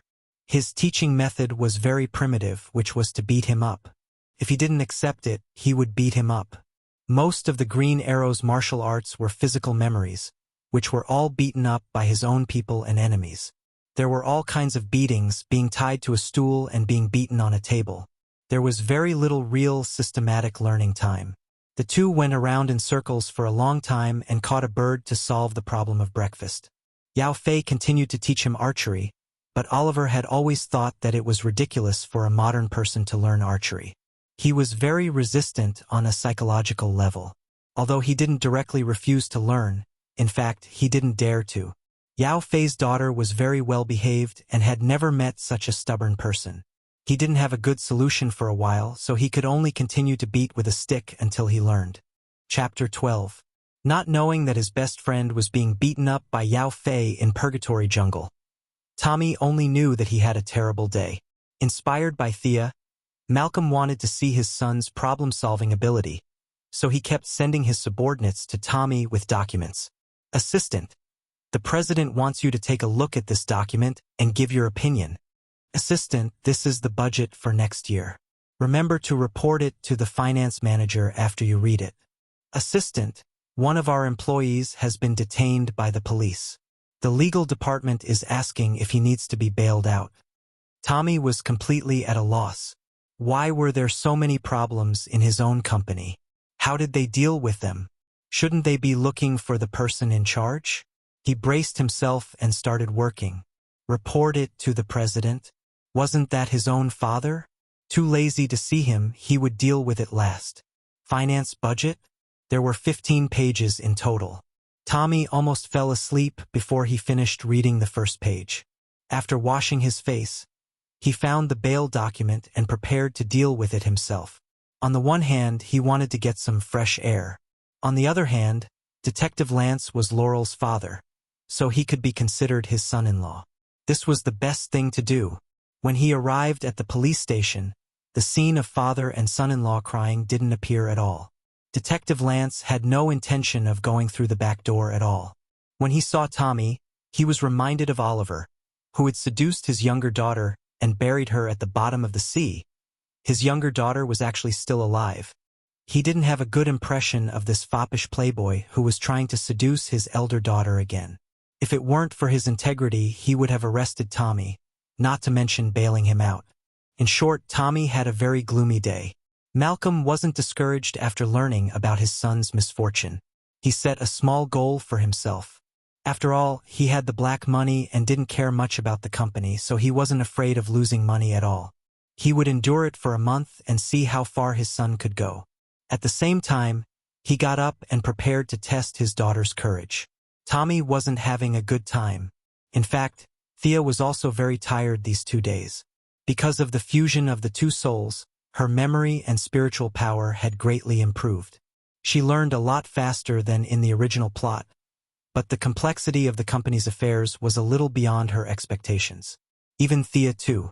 Zero could barely cope with it. In fact, one could see Moira's ruthless side. Although she loved her daughter, she also wanted to see the limits of her daughter's ability. So, she arranged the work for 3 people. Thea, who was new to the company, was able to complete the task more than expected, which made her love her daughter even more. With 2 bodyguards, Thea was walking on a small path. She had just returned from a branch in Star City. She felt that it was close to home, so she didn't take a car. While walking, she was thinking about the several things that she had to deal with tomorrow. Suddenly, she felt that she was being watched. The surroundings were too quiet. She immediately noticed that something was wrong in front of her. She whispered, "Stop." She instructed the bodyguard to check out the problem with the tree in front.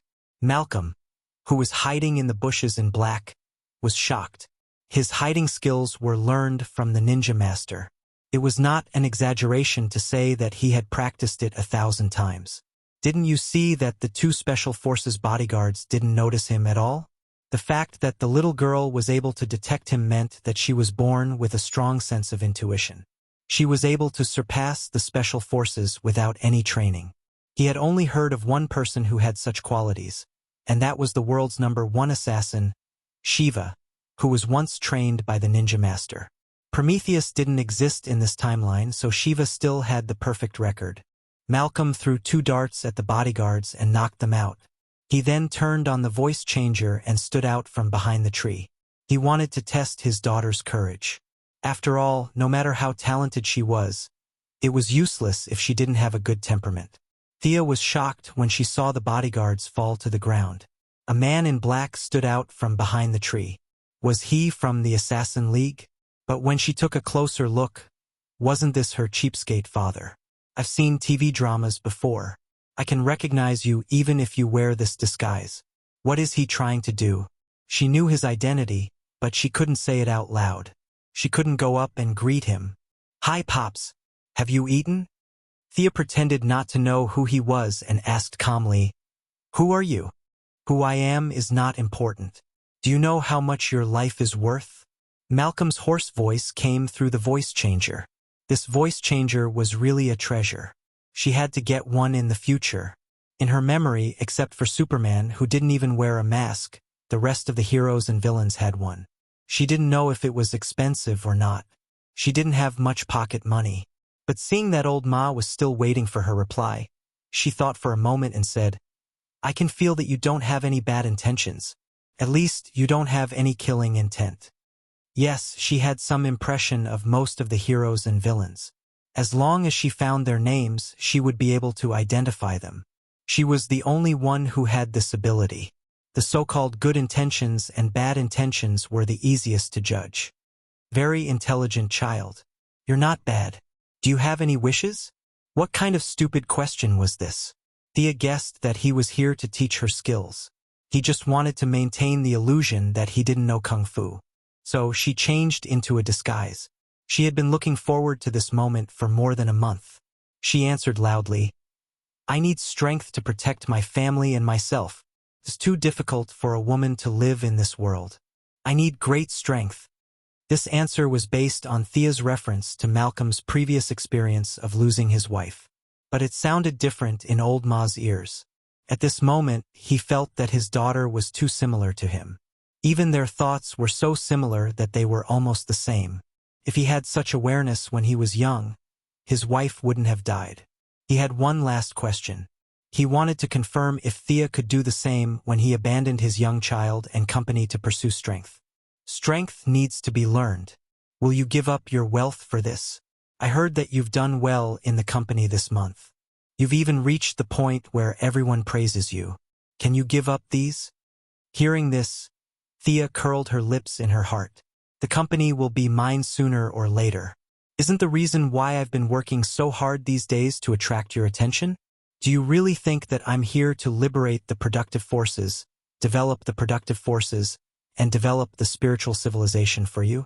But this question couldn't be answered immediately. It would be too fake. So, Thea hesitated for a moment and said, Money can also be transformed into strength, but I need my own strength more. I'm too weak. A bullet or a knife can take everything away from me. I have to change this situation. Malcolm's wife was shot to death for a few $100s when she was doing a free clinic in the slums. In fact, Batman's parents had the same experience. Killing a billionaire for a few $100s was the current situation in the slums. One could say that they were short-sighted and ignorant, but they did hurt a lot of rich people who wanted to help the poor. The rich people with a conscience were all killed. The remaining rich people must be all bad guys. Hearing his daughter's answer and comparing it to the experience of his deceased wife, Malcolm's heart pounded wildly. He almost couldn't control his emotions. He turned and ran away after saying, Come here tomorrow and I'll teach you. Chapter 13. Sia didn't know what was wrong with her father. She felt that her answers were quite satisfactory. After all, there were only a few questions, and she had pondered over them repeatedly for a month. Her answers should be perfect. As for why her father turned around and ran away, it might be to show her a sense of mystery. She called home and asked them to send someone to pick her up. She also asked them to take the 2 bodyguards who were sleeping on the floor away. She would have to change them next time. How could she survive if she didn't learn martial arts? Thea had no idea that her words had hurt her father at least 1,000 points. She ran away and took off her mask. Malcolm panted heavily as he thought of his younger days and the phone call from his late wife. Tears flowed uncontrollably down his cheeks. He thought that money could bring him everything. If he had the same mindset as Thea, his wife wouldn't have left him. Stumbling back to the Merlin mansion, he locked himself in his room and hugged his wife's photo album for the whole night. When the sun rose, he asked the butler and found out that Tommy was still not home. Now, he was too lazy to care about him and let him be for a while. He took out a box from the safe in his bedroom and told the driver to go to the Quinn Group. He didn't ask for directions when he arrived at the company. After a few turns, he found Thea. He watched videos every day and was more familiar with this place than his own company. Hey, Thea. Malcolm walked up to her and greeted her softly. Thea was working on a document at her desk. She didn't pay much attention when she heard someone come in. She thought it was an employee. However, she immediately realized that the voice was not right. She looked up and saw the middle-aged man looking at her with a burning gaze. Why are you here? Although they had just met last night, he thought that she didn't know and pretended not to know. This should be the first time they met after her identity was exposed. At least it was the first time they met under this alias. Can you accompany me for a cup of coffee? I want to talk to you, Malcolm said earnestly. Thea also wanted to talk to him and see if she could resolve his hatred for the slums. Perhaps if she could, she would not have to fight with Olivier. After all, both her brother and her father were her closest relatives. Nodding, the two of them left the building, found a cafe, ordered 2 cups, and started a long conversation. "Child, do you know that you're very much like my wife? Just as smart, young, and energetic. It's funny. I even suspect that you're my wife's biological daughter and Tommy is Thea's. You look so much like her." Malcolm looked into Thea's eyes and said seriously. Thea thought to herself, "You're kidding me. What I said last night must have affected him a little, making him feel that my figure has merged with his late wife's to a certain extent. This can be considered a lucky hit. You didn't say that in the original novel. In the original novel, you said that I was a natural warrior. Listen to this, is this something a father should say to his daughter?" He really didn't know how to talk. No wonder he had been single after his wife died. "Can you tell me more about her? I've only seen her photo from Tommy. It was definitely a good idea to cater to her preferences. Anyway, Sia was too lazy to go back to work today. Moira had a lot of spies, so she should know the reason. We have nothing to do. It's working hours now, and there aren't many people in the cafe, so let's talk. We met on the train. At that time, Malcolm had not talked about these things since his wife's death. It was rare that someone was willing to listen to him today. He started from the first time they met. As for whether it was illogical to talk about the legal wife with an illegitimate daughter, he did not think too much about it. At that time, she was running a free clinic in the slums. On her way home, she was robbed by a homeless man. There was no grudge between them. She fell into a pool of blood and called me 3 times for help. Unfortunately, I was sulking at the time and did not pick up the phone. I had planned to pick her up one day. I hate myself. Malcolm slammed the coffee table as he spoke. It was obvious that he had been holding this matter in his heart for a long time. Thea felt the same way. Was Tommy's mother a good person? She was definitely a good person. It was just fate playing a joke on her. If she had the power, this would not have happened. Thea was more and more convinced that she had chosen the right path. It was too difficult for a woman to live in this chaotic world. She had to have the power to protect herself. She patted Malcolm's hand gently. "She's so kind. I'm sure she'll forgive you, Dad." Her voice was as soft as a mosquito. On one hand, she was not used to it. On the other hand, she was still not used to it. But seeing him in so much pain, she still wanted to comfort him. "You don't need to acknowledge me as your father. You will always be Thea Quinn. Your family, your friends, and everything that belongs to you are there. I will only support you and protect you silently. I will not let anyone hurt you."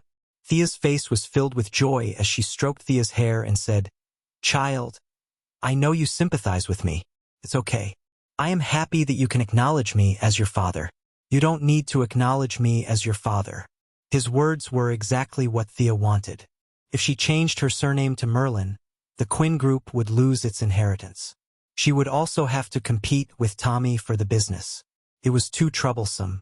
It was best that the 2 children each had their own family. She still did not know about the agreement between the 2 unscrupulous parents. Malcolm took out a box and placed it in Thea's hand. "This is what I gave to my wife. Today I'm giving it to you. I hope its light will continue to guide us forward." After that, he tidied himself up and left the cafe. Thea opened the box and found a very delicate necklace. A sky-blue gem hung on the silver chain. As the gem swayed, a gentle lake light flashed. There were a few inscriptions on the inside of the necklace. Thea did not recognize a single word. It didn't seem like something from the modern era. She had planned to persuade Malcolm to let go of the slums, but he had left before she could even talk about it. He seemed to have consciously avoided this topic. This was a knot in his heart. How could she talk it out of it? Maybe she should ask Batman? His experience was very similar to Malcolm's, except that he had lost both his parents when he was young. His final journey had led him to let go of his hatred. After thinking for a while, she gave up on the idea. Batman was too smart and too dark. He was known to be able to defeat 90% of heroes and villains with his intelligence and technological weapons. Yes, he was even wary of heroes of justice. She had a lot of secrets. It was better to stay away from him. Could she only slowly influence him with familial love? There were less than 6 years left. At this moment, Malcolm was not a big boss in Thea's heart. He was just a pitiful man who was avenging his dead wife. Chapter 14. Her mood was affected and she was too lazy to go back to work. She picked up the phone and called her mother. "Mom, I'm going out for a walk. I'm not going back." "Thea, did he say something to you? Are you okay?" Moira asked anxiously on the phone. "I'm fine. We had a good talk, Thea chuckled on the phone. In fact, they had a good talk, but she was afraid that Moira would be worried, so she reported it to her mother. "Honey, no matter what you decide, you need to know that Mom will always support you." "Thank you, Mom." After hanging up the phone, Thea let out a long sigh. Her parents were not good people in the eyes of the world, but they were really good to her. In the future, she would protect their lives no matter what the cost. Thea and Malcolm had agreed to learn martial arts at night. It was still early in the morning, so she decided to go to the library to read some books. She wanted to know more about this world. Just as she stood up and was about to leave, she saw a pink figure bump into her with a bang. "Io, who's in such a hurry?" Behind Sia was the coffee table, so she sat back down after the collision. It was not a big deal. The other person who bumped into her was not as lucky as her. Sitting on the floor in front of her was a girl. She was wearing a pink dress and a beige jacket. She had blonde hair and a pair of square-framed glasses. She was in a daze, looking at Thea blankly, not knowing what had happened. This person looked familiar. Her hair color, her expression, and most importantly, she was wearing the Quinn Group's badge with her name on it. This was a character that she liked very much in her previous life. She looked really beautiful with the glasses. No wonder the three heroes, Green Arrow, Lightning, and Atom, were so attracted to her. Thea crossed her arms and pretended to be cold. "Miss Felicity Smoker, can you tell me why you're here during working hours?" She pointed at the surroundings. The blonde girl, Felicity, was tongue-tied. "Coffee? No, I'm here to write a report." "Yes, a report." This girl's words were interesting. She looked dumb, but she was actually very smart. She was one of the future Green Arrow team members, the world's top hacker. But now, he had turned over a new leaf and was living in the Quinn Group. "Who are you writing a report to? Let me ask." Thea took out her phone and continued to tease him. Felicity was also stunned by her determination to get to the bottom of the matter. Her beautiful eyes darted around as she pondered how to come up with a name and use her hacking skills to come up with a command. Suddenly, he realized why he had to answer. Who was this person? He immediately asked, "Who are you? Why should I explain to you?" "Huh? This guy doesn't recognize me?" It seemed that there were still corners of the company that he had not seen yet. She must have hidden somewhere to sleep while he was patrolling. She took out her ID from her bag and showed it to her. "Thea Quinn? Who was this?" "Hey!" he shouted loudly, which attracted the attention of the waiters in the cafe. Thea almost fainted. This girl was always so flustered. It was really impossible to work with her if she had a heart condition. "Did I? All right, I did. Are you the young lady from the Quinn family?" Felicity covered her mouth in disbelief. Thea nodded. Felicity was still in disbelief. She took out her personal computer and clicked on it to turn the interface around. She pointed at the image and said, "Is this you? I always thought that this photo was taken very well. It's very beautiful." Thea looked down at the image. It was a photo. The environment was very familiar. It seemed to be a photo of her getting drunk at a bar a few days ago. "Who took this? The angle is not bad. It perfectly combines my natural beauty with my melancholy aura. Not bad at all. However, it's not appropriate for you to hack it out of a certain server in front of me, right? Miss Smoker, where did you get this photo?" I found it from the newspaper." Felicity, the blonde, realized that she was in trouble. She tried her best to explain as she pointed her fingers around, as if Sia's picture was plastered all over the street. "Miss Felicity Smoker, you won second place in a national information technology competition at the age of 19. You also have a master's degree in cybersecurity and computer science from MIT. I know a lot about you, so, as the only person in the Green Arrow team who was highly educated, Thea remembered Felicity's resume very well. Felicity was speechless. The young lady in front of her had revealed her background in just a few sentences. She didn't even need to use a computer to find out. Did this mean that the Quinn family was watching her? As a top hacker, she was a little scared. Thea was secretly pleased to see that Felicity was a little scared. This was the advantage of knowing the plot. She knew a lot of plots, but she didn't dare to reveal them in front of Malcolm. Today, she finally had the chance to show them off. Do you want to have a drink with me?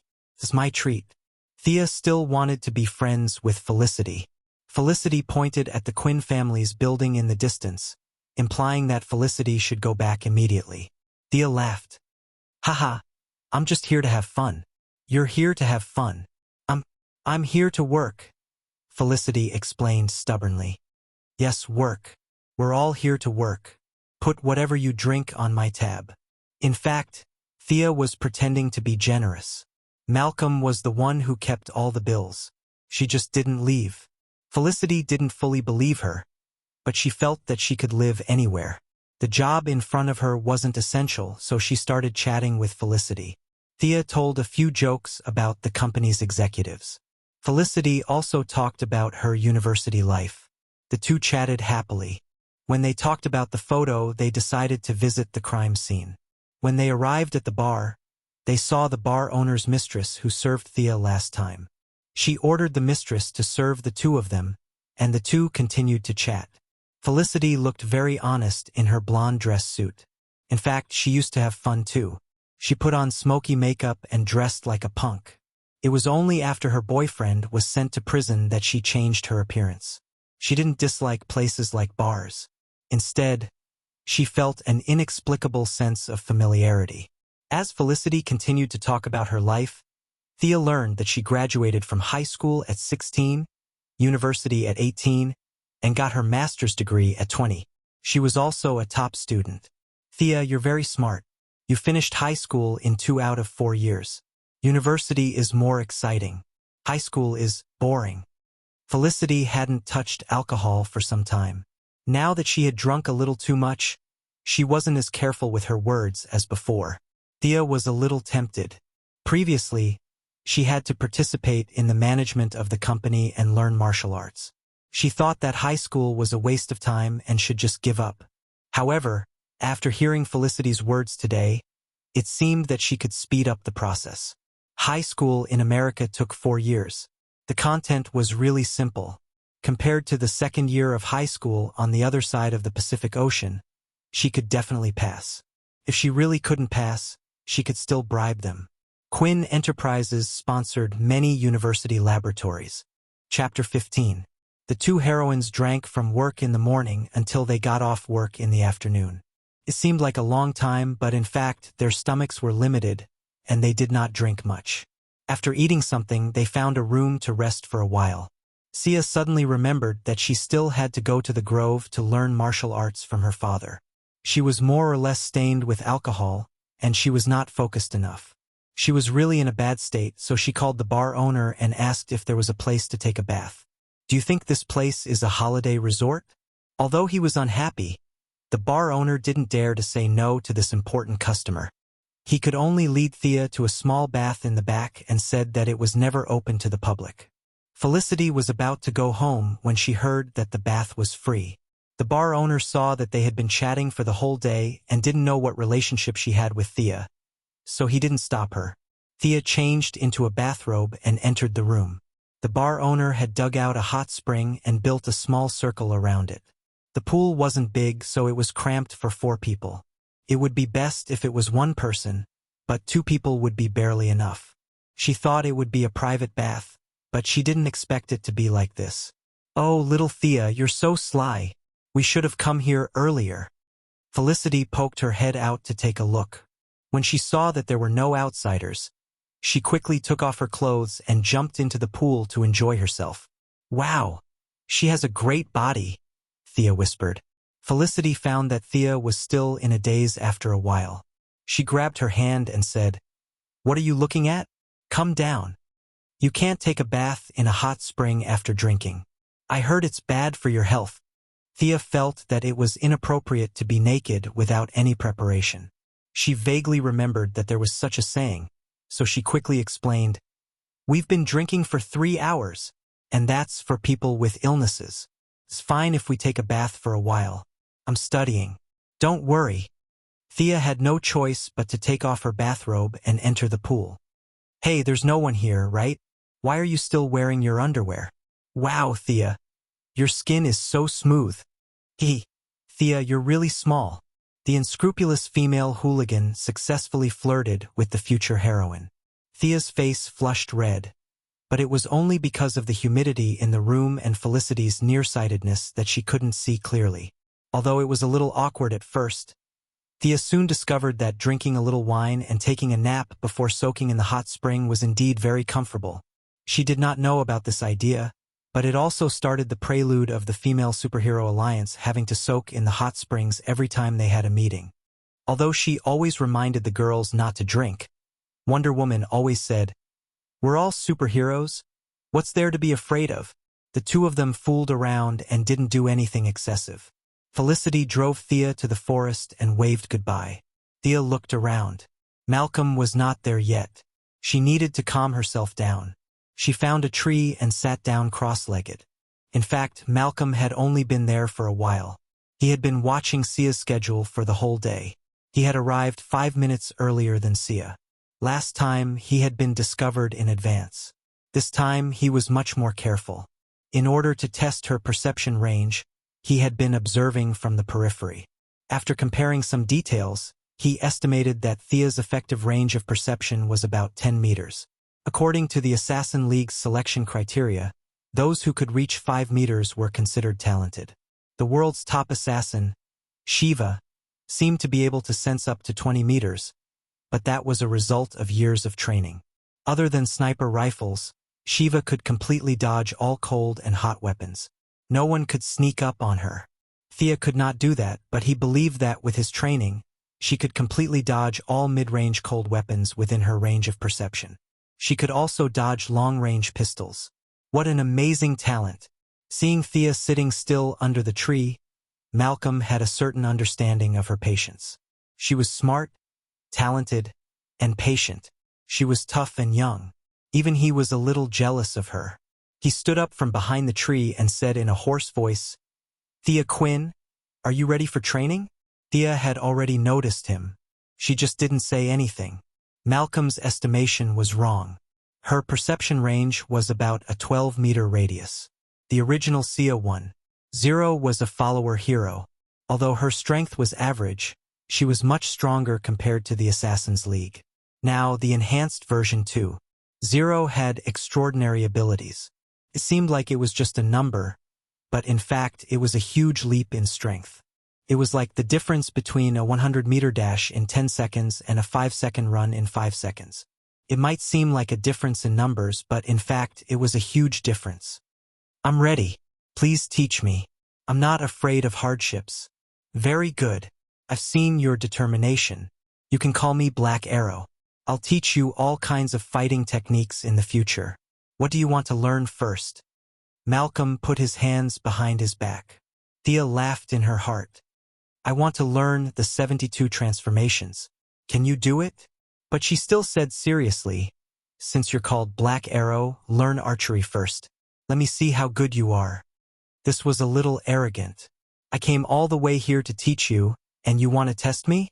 If it was another hero of justice, he might have just left. But Malcolm was a big villain. He liked it when you had a little temper. He looked down on you when you were a yes man. He took out a tennis ball from his backpack and handed it to Thea. He asked her to throw it at him randomly. Oh, in the original plot, Oliver seemed to have practiced this too. You guys are really from the same origin.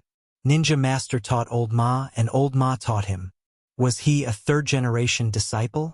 Compared to his brother, Ninja Master taught his daughter Talia, and Talia passed it on to Yao Fei, and Yao Fei taught his daughter. Oliver and Yao Fei's daughter had a go in the water, and he learned the essence of archery with a flash of golden light. He should be a fifth-generation disciple, right? Fortunately, foreigners didn't care about seniority. Otherwise, his brother wouldn't be able to greet him in the future. Ninja Master had lived for more than 800 years. He was known as the #1 gardener in the DC world. As a supervillain who couldn't be killed, he had nurtured countless superheroes. This was a sad story. Thea wasn't in the mood to sigh for Ninja Master. She took out a tennis ball and threw it up high. At the same time, she carefully observed Malcolm's feet and movements. Bang! The black arrow nailed the tennis ball into the tree trunk. This was a difficult move. It was much more difficult than Oliver's shooting at the wall. After all, she had to accurately calculate the landing point of the arrow on the tree trunk. Otherwise, it would not look good if the arrow flew far away. No wonder Old Ma had beaten Green Arrow so badly in the first round. He was indeed stronger than Green Arrow. Next, Thea continued to throw the tennis balls high and low. Malcolm was in peak condition, and it was as if he had the help of God. Bang! Bang! Bang! Bang! Every arrow accurately hit the center of the ball, and the 9 tennis balls were nailed to the tree trunk one by one. Amazing! I'll learn this, Thea said with her eyes shining. Phew! Old Ma secretly let out a sigh of relief. In fact, Old Ma was a little better than usual today. After all, he was in his 40s and was not the kind of person who practiced martial arts since young. In order not to disappoint his daughter, he focused like never before. If Thea threw a few more balls, he might not be able to hit them. This was the biggest difference between him and Green Arrow. In terms of physical strength or endurance, he was not as good as the young Green Arrow. He could win against Green Arrow if he focused for a short period of time, but he couldn't do it for a long time. Chapter 16. Stand up straight and spread your feet to shoulder width apart. Use your left hand to control the direction of the arrow and your right hand to maintain stability. Use your index finger, middle finger, and ring finger to pull the bowstring. Place your index finger above the arrow's tail, and place your middle finger and ring finger below the arrow's tail. Malcolm constantly adjusted Thea's posture and corrected every mistake. As an archery master, his guidance was very good. He could clearly explain the key points of every action and why it was done. Many people were good at something, but they couldn't teach others. Malcolm was obviously not one of them. Thea held a red, low-weight recurve bow without a sight or stabilizer. This was the disadvantage of women. They were naturally weaker than men. Although there were many female archers in games and anime, it was really difficult to train. Weak strength meant low lethality. In ancient times, the population had been depleted, but there had never been a king who recruited women as archers. In the original storyline, Thea Quinn, a member of the Green Arrow team, was known as the Fast Hand. She had thought of using high shooting speed to make up for low lethality. However, she later became unknown and even quit the team. It was obvious that this path did not work. She had already come into contact with her own destiny in advance. She could definitely change the trajectory of her life. Thea calmed herself down and silently recited Malcolm's teachings. She knocked an arrow and aimed at a tree 10 meters away. Malcolm drew a red circle in the middle of the tree. She breathed in and out and adjusted her breathing. She stared at the red circle in front of her. With a whoosh, the arrow flew out. Thea, who was highly focused, had a feeling that part of her body was following the arrow's trajectory. The arrow was bound to hit. With a muffled thud, the arrow was firmly nailed to the inside of the red circle. It was very close to the center. According to the competition results, it was at least a score of 7 or 8. To be honest, Malcolm was a little jealous of such a good result for the first time. When he was trained by Ninja Master, he had to practice for 3 days without sleep to reach this step. Afraid that his daughter would be proud, he found another target 20 meters away and gestured for her to shoot. As expected, Thea missed her target, but the deviation was smaller than Malcolm had expected. The arrow brushed past the tree trunk and flew away. This time, Old Ma felt much better and began to carefully explain the precautions. In fact, Thea's first shot was not a result of her own mastery of archery. Instead, she had used her extraordinary perception to predict the outcome. The entire 10-meter range was within her perception, and as long as she concentrated, she would be able to hit the target with 100% accuracy. This was not a special ability. In reality, when many people shot three-pointers, they knew that the ball would hit the target as soon as it was released. Could only be said to be a very mysterious feeling. However, 20 meters was out of her cheating range. Although she could still guarantee her accuracy for the first 10 meters, she missed the last 10 meters as expected. As expected, she was still far away from those cheaters. For example, Prometheus had a helmet that could download all the pugilist's martial arts. With a light click of the mouse to search for the target, he would be able to learn it immediately. Learning martial arts from the Matrix was as convenient and fast as learning martial arts from Neo, unlike him who had to train hard. Where did he find that helmet? It wasn't mentioned in the manga. She patiently listened to old Ma's explanation. She had to say that it was really good. He explained the key points and habits in simple terms. As expected of an outstanding senior student who graduated from Hogwarts School of Magic and Wizardry, no, Nanderbart School of Martial Arts, Thea absorbed the knowledge like a sponge. The fusion of the two souls not only brought about the expansion of her perception, but also the depth of her thinking, the speed of her memory, and the sensitivity of her reactions. This was an all-round improvement. If the original Thea was only a quasi-hero, now she had the qualifications to be a first-tier hero. When the lesson was about to end, Thea could already hit a target with a distance of 20 meters. Although it was not 100% accuracy, the result of hitting 9 out of 10 arrows made old Ma feel sad. This was the first night of teaching. When he was at this stage, he had to practice for a week with a sore back and cramps in his legs. It was good to be young. He silently found an excuse for his daughter's lack of qualifications and escorted Thea to Ryan's mansion from afar before returning home. When he got home, he changed into casual clothes and asked the butler, "Is Tommy back?" "No, it's just a phone message that needs to be dealt with," the butler answered honestly. "Humph," Malcolm snorted. What could have happened to him? He must have seen that he was not at home today and went to fool around with Laurel again. For a moment he felt helpless. He really did not know how to educate the son left by his late wife. His brain, courage, and tenacity were not like his. If he did not believe that his late wife would not cheat on him, he would have doubted that this was his son. Especially when compared to his daughter, it was even more obvious. Actually, everyone had talent, it was just a matter of whether or not you were able to discover it. Just like in the Foot Basin country of another world, during World War II, Ishihara Kanji would praise his country's prime minister in front of everyone every day. It would be great if Tokyo-kun could be kept as a storehouse. He could manage at least 5 machine guns. You must be kidding me if you want him to be the prime minister. Going back to Tommy's problem, it was not that he did not have talent, it was just that he did not use it in the right place. Oliver, who would return to the city in the future, saw Tommy's bright spot. He encouraged his friend to open a bar, and sure enough, Tommy did very well. If it wasn't for Malcolm's big move, the bar chain might have been successfully listed.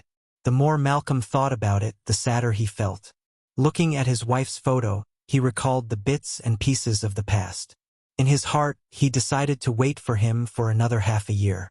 If there was no improvement, then let him do whatever he wanted. He would guarantee that he would live a happy life and not have to worry about food and clothing. When Thea returned home, she found Moira waiting for her in the living room. She gave her mother a big hug and said, "Mom, I'm back." Moira got the news that Malcolm was looking for someone to train her daughter, but she did not know that the person was himself. She was worried that her spoiled daughter would not be able to endure hardships, but she was also afraid that the person would hurt her daughter badly. So she had been waiting in the living room. Deep down, she did not think that it was necessary. Their family was rich and they could hire any kind of bodyguard. Why did she have to train herself? Seeing her daughter come back happily, she felt that it was necessary to confirm her daughter's thoughts. "If you're tired, don't go tomorrow. Mom is very worried about you." Looking at her mother's worried eyes, Thea put on a strong front. "I'm not afraid of hardships, Mom. I'm afraid that I can't protect you and this family. My poor child, I've said that I will respect any decision you make. If one day you don't want to learn, you must tell Mom. Okay?" Moira said seriously. "Okay, I know." Thea smiled and nodded. The mother and daughter hugged each other and walked into the bedroom. Chapter 17. Lying on the bed, Thea knew that her mother disapproved of her decision. She just followed her heart and didn't say anything. But she didn't know how dangerous this world was and how many times she was woken up from her dreams. From the information gathered from all sides, Superman and Batman, these two big shots, had already fought several times. The official statement was that both of them won and lost. What did that mean? It meant that Superman was already in the Iron or postmodern period. Otherwise, no matter how big Batman was, it would be impossible for both of them to win and lose. Just look at the Silver Age Superman and you will understand. He could blow out a star with a breath, destroy the solar system with a sneeze, pull a dozen planets with his own strength, exceed the speed of light, faster than the Flash, break the barrier of time and ignore karma to kill his own mother. Looking at the above description, isn't it a bit familiar? This is the strength of the main character in the last 2 chapters of a fantasy novel. Brother Superman appears at this level. Are you afraid? Even a Super Saiyan is not his match. How can Batman fight with such conditions? So now Superman must be in his weakest state. In fact, Thea was not afraid of Superman being too strong. She was afraid of Superman being too weak. If there was a Silver Age Superman protecting Earth, it would definitely be a peaceful situation. There would be no villains jumping out to court death. She would be a beautiful CEO and play games with Felicity when she had nothing to do. Unfortunately, this is an era where demons run amok. If wealth can't be transformed into strength, it is like a castle in the air. It will scatter with a light touch. I should pay more attention to the corporation's weapon research and development department. There must be the equipment I urgently need. Maybe I can be a DC World's Iron Man? Sigh. I'm dreaming. In order to keep it a secret, I can only research and develop it by myself or with a few assistants. If I pull Quinn Merlin Corporation into a 5-year plan on a large scale, even if the research is successful, the final result will be eaten by the military. Marvel's Tony still handed over a suit under the protection of S.H.I.E.L.D., not to mention himself. He can only study it alone. However, Tony entered MIT at the age of 15 and graduated with a double doctorate at the age of 18. He can knock out the Mark generation in a cave. I'm also 15 years old, and I haven't even finished high school. Sigh. I really can't compare myself to others. Although Iron Man's dream was still a dream, Thea still had to go to work and go home the next day. As for graduating from high school, Moira had spent a lot of money on technical research and lobbying work. So far, her results were excellent. If everything went well, she could go to Princeton to study electronic engineering next year. Moira was very supportive of her daughter's decision to go to a famous school, at least more than learning how to fight and kill more efficiently. As for why she chose to study engineering instead of biomedicine, which was more female, she didn't think too much about it. There weren't many women in the United States who studied mechanics, but it wasn't that there weren't any, so it wasn't surprising. Malcolm was indifferent, but he also helped to smooth over some of the connections. After all, it was always good to learn more. At the same time, he wondered if his son was such a jerk because he didn't study enough. Should he let his son join the school too? But after seeing Thea's SAT results, he gave up the idea. With Tommy's elementary school level, it was better for him to stay in Star City and not go out and embarrass himself. At this time, Thea still didn't know that she had inadvertently caused some trouble for Tommy. She was patrolling the corporation's weapon research and development department. To put it nicely, it was an inspection, but to put it bluntly, it was a stroll. Dr. Hoffman, what's this? Thea asked, pointing at an object that looked like a helmet that was similar to Magneto's belt. The white-haired old man beside her was actually dissatisfied with the young lady's visit. However, after the mysterious disappearance of the director, Andre, the whole department had to be coordinated by him. He didn't dare to offend the future successor of the company. So he said vaguely, "This is a positioning helmet. You can think of it as something like a radar." In fact, this thing was completely different from a radar. But he was afraid that the young lady would ask him questions. So he casually came up with a term that everyone knew, hoping to fool her quickly. Radar. Thea was a little confused. Looking at the round thing, it felt good to touch. This had nothing to do with a radar. This was another person who was bullying her because she didn't study enough. She automatically ignored the words about radar and focused on the question in front of her. You said it's a positioning helmet? How do you locate it? Dr. Hoffman was a little depressed. He was too honest. How could he say the actual name? Any normal person could see that there was a problem. He could only honestly say, it's calculated using a probability distribution algorithm. In his heart, he thought, I'll show you what I'm capable of.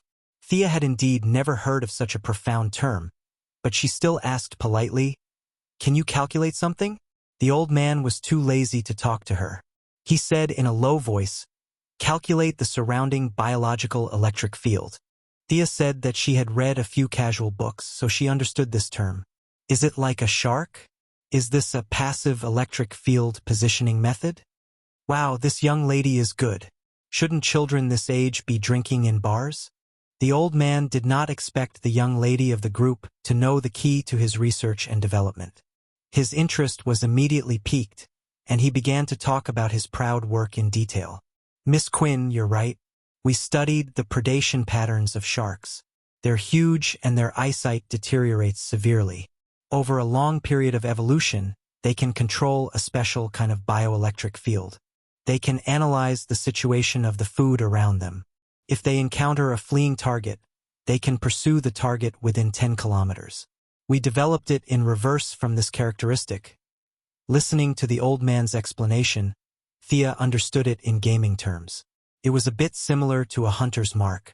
As long as the target was not dead, they would always be able to see it on the map. It's quite advanced.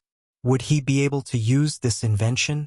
The old man was very happy to see Thea listening to his explanation with great interest. This young lady was the one who valued him the most among the group's executives. After all, his team had been researching for many years and had produced a lot of results. However, it was a joke to say that they could make money for the group. At least he himself did not see any effect on national production. Every year, he asked for money but could not produce any results. The old man had always felt guilty towards the group. This is an underwater lighting device.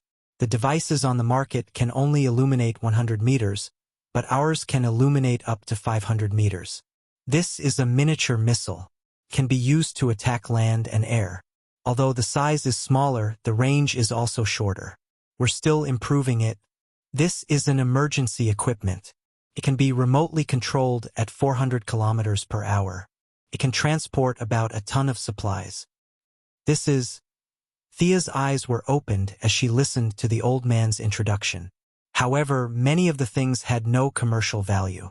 After looking at them repeatedly for a long time, only the underwater searchlight could be sold for a little money. However, the buyers were too small. They could only earn a little money. It was too difficult to make a profit. Chapter 18. Throughout the day, Thea had a general understanding of the Weapons Research and Development Department. It was too scattered and disorganized. Whatever came to their mind, they would research. Although she wanted to do something, she could not take the equipment away. This was the disadvantage of the modern corporate system. Every aspect was fixed. Even if she became the CEO, she could not do it. After all, this was the company's property, not her own. Batman's equipment was also cheated out by him and the company's CEO. He seemed to have done something like robbing her own equipment. At that time, she thought it was funny when she watched the movie. But when it came to her, she was depressed. She could not tell the warehouse manager that she would take 2 missiles to make the work more humane. Your submachine guns look good. Give me 5,000 bullets to decorate my office. Besides, there was no place for her to process these things. Maybe she could use the Quinn Steel Manufacturing and Welding Factory in the future Oliver base? That would not work. Moira was watching her too closely. She did not have the time. In the next few days, Thea kept visiting the Research and Development Department. It was good that she could not get her hands on the weapons. Dr. Hoffman did not raise any objection to the young heir of the group who did not like jewelry banquets and preferred explosives and rockets. The two chatted from time to time, and the days passed slowly. Moira naturally knew her daughter's whereabouts. She just thought that her daughter had not completely recovered from the trauma. Otherwise, which daughter would like airplanes and artillery? Malcolm, on the other hand, did not think that it was a big problem. He was already halfway insane. All he did was to confirm some of the weapons that his daughter was interested in.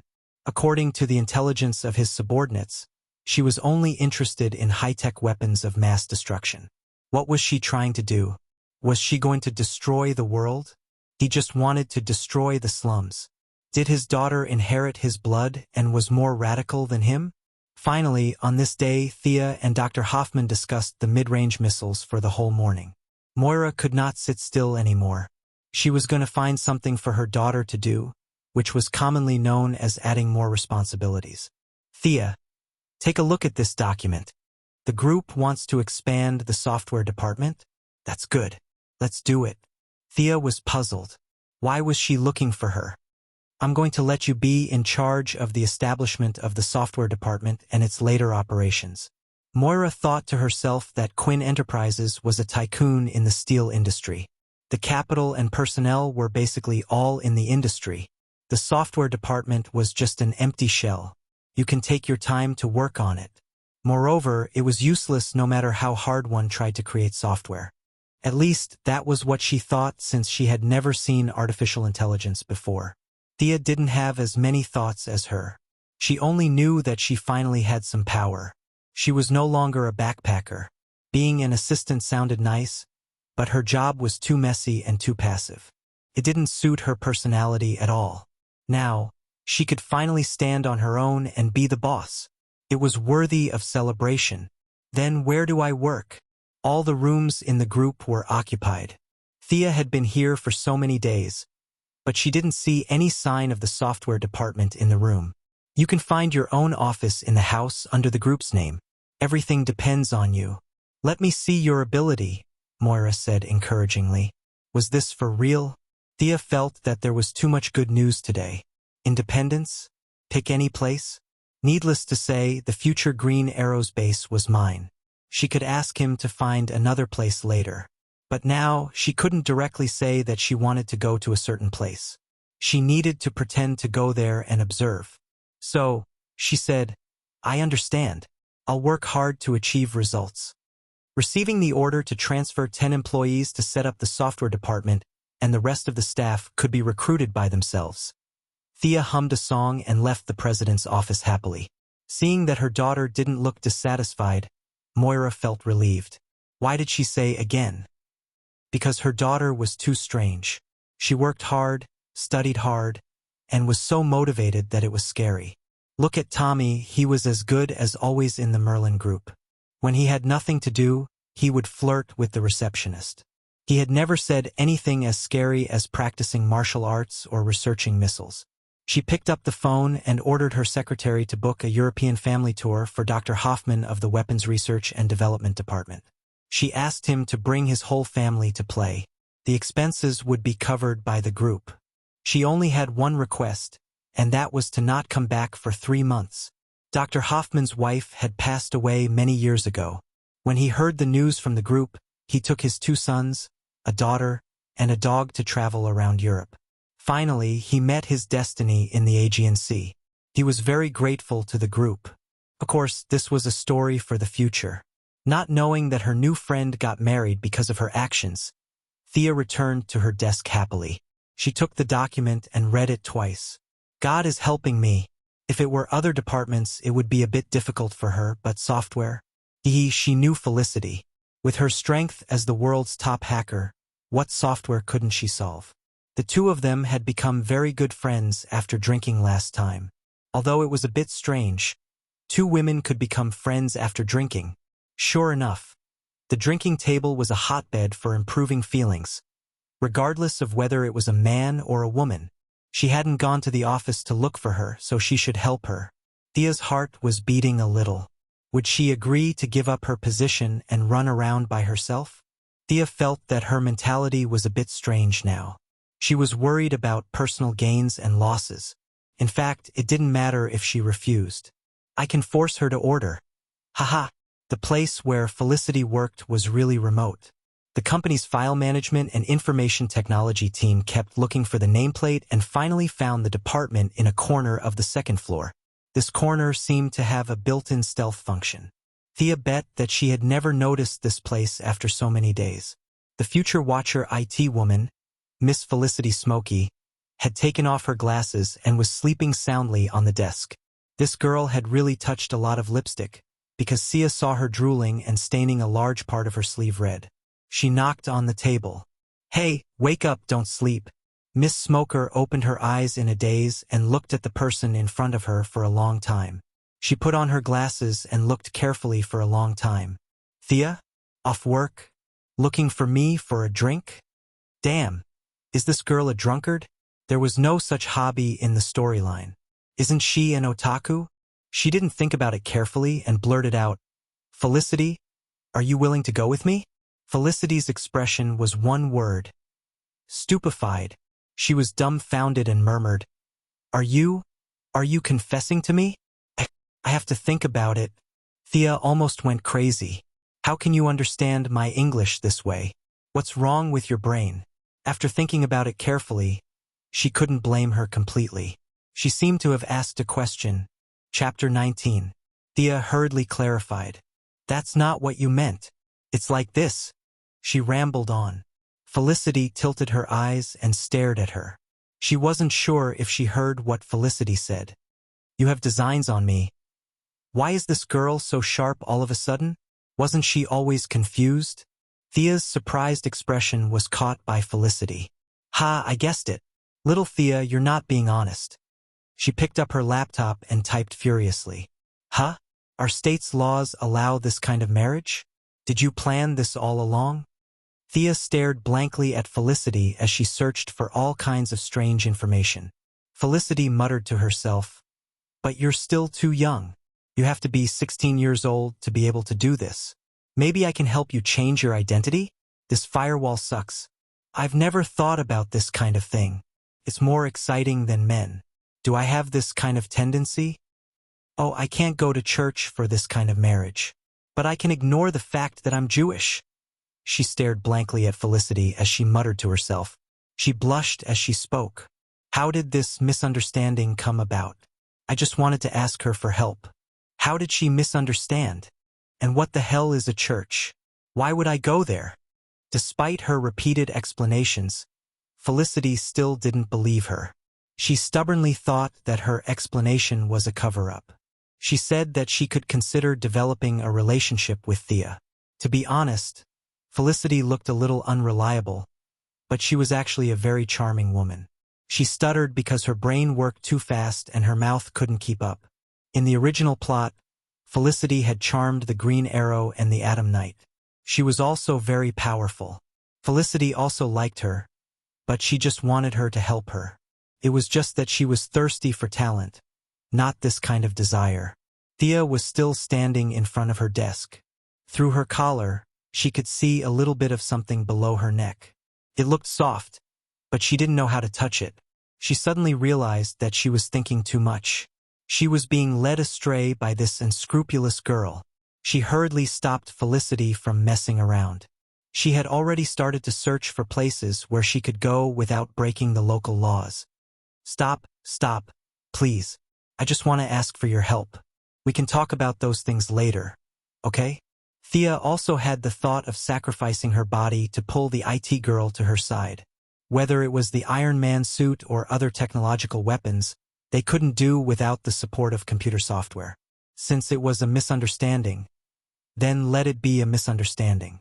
She had nothing to lose anyway. As for the Green Arrow team's lack of computer support in the future, it was none of her business. If she really felt guilty, Thea remembered that there was an Esper in Central City who could control bees. His computer skills were also not bad, second only to Felicity. She could recommend him to Oliver. Felicity's father and ex-boyfriend were also experts among experts. Among the three heroes of the Faye family, other than this beautiful lady, she could give the rest to Green Arrow. He was quite generous. Thea didn't consider the fact that they were all bad guys. Felicity crossed her arms and stared at her. "I knew it. Tell me, what is it?" Thea almost fainted. She had already explained twice, but this girl didn't hear a single word. She was so immersed in her own fantasy that she didn't even hear what she was saying. She could only tell her about the establishment of the software department again. Fearing that she wouldn't believe her, she also showed her Moira's order. Felicity pointed at herself with her mouth open. Me? What can I do? At this time, she had just left her previous life as a hacker. Although she still hacked occasionally, it was more of a habit. She didn't know what she should do in the future. Thea originally planned to do it alone, but then she found that there were too many problems. There were too many things that she couldn't do on her own. At that time, the first person she thought of was Felicity. She was definitely a good person. Although it was a little early, the timing was good. It was the right time to tell her about her plan. Whether it was trust or friendship, it was mutual. Connecting her mobile phone to Felicity's computer, Thea kept telling her about her plan. Through the conversation with Dr. Hoffman, she had figured out the purpose of most of the equipment in the weapons department.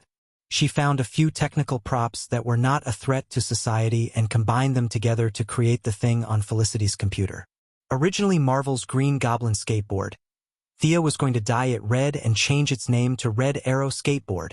Originally, Sia Quinn had two nicknames, Red Arrow and Quick Hands. Quick Hands sounded like a thief, which didn't sound good. She decided to stick with Red Arrow. At least that was what she, who had trouble with naming, intended to do. Using the emergency equipment she had seen before as the main body, she modified it. Could withstand a load of 400 kilometers per hour and could float and fly. Completely met her requirements. She removed the remote control system and changed it to brainwave control. This required another piece of equipment, which was the shark positioning helmet that was previously introduced. It retained the positioning ability and reversed the memory of Sia's biological electric field to achieve the use of brainwave control. This required Felicity to write a large number of programs to control it. The last thing she needed was to make Mr. Andre become a Jinchuriki's antiviral suit. Thea calculated that this suit could withstand the pressure of 400 kilometers per hour on the internal organs. As for the weapon system, it could only be a simple version of the Red Arrow skateboard. As for the weapon system, it could only be used as an excuse. However, the purpose of the missiles was too simple. Sia could not think of any other uses for them except for killing and arson. She really had no excuse to ask for them. She was just 15 years old and didn't even have a gun license.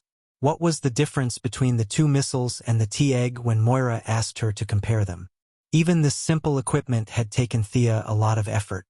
As for Mr. Tony Stark being able to knock out a Mark I from a pile of scrap metal in a cave, Thea could only think that God had given him a cheat, because it did not conform to objective laws. Even a genius had a limit.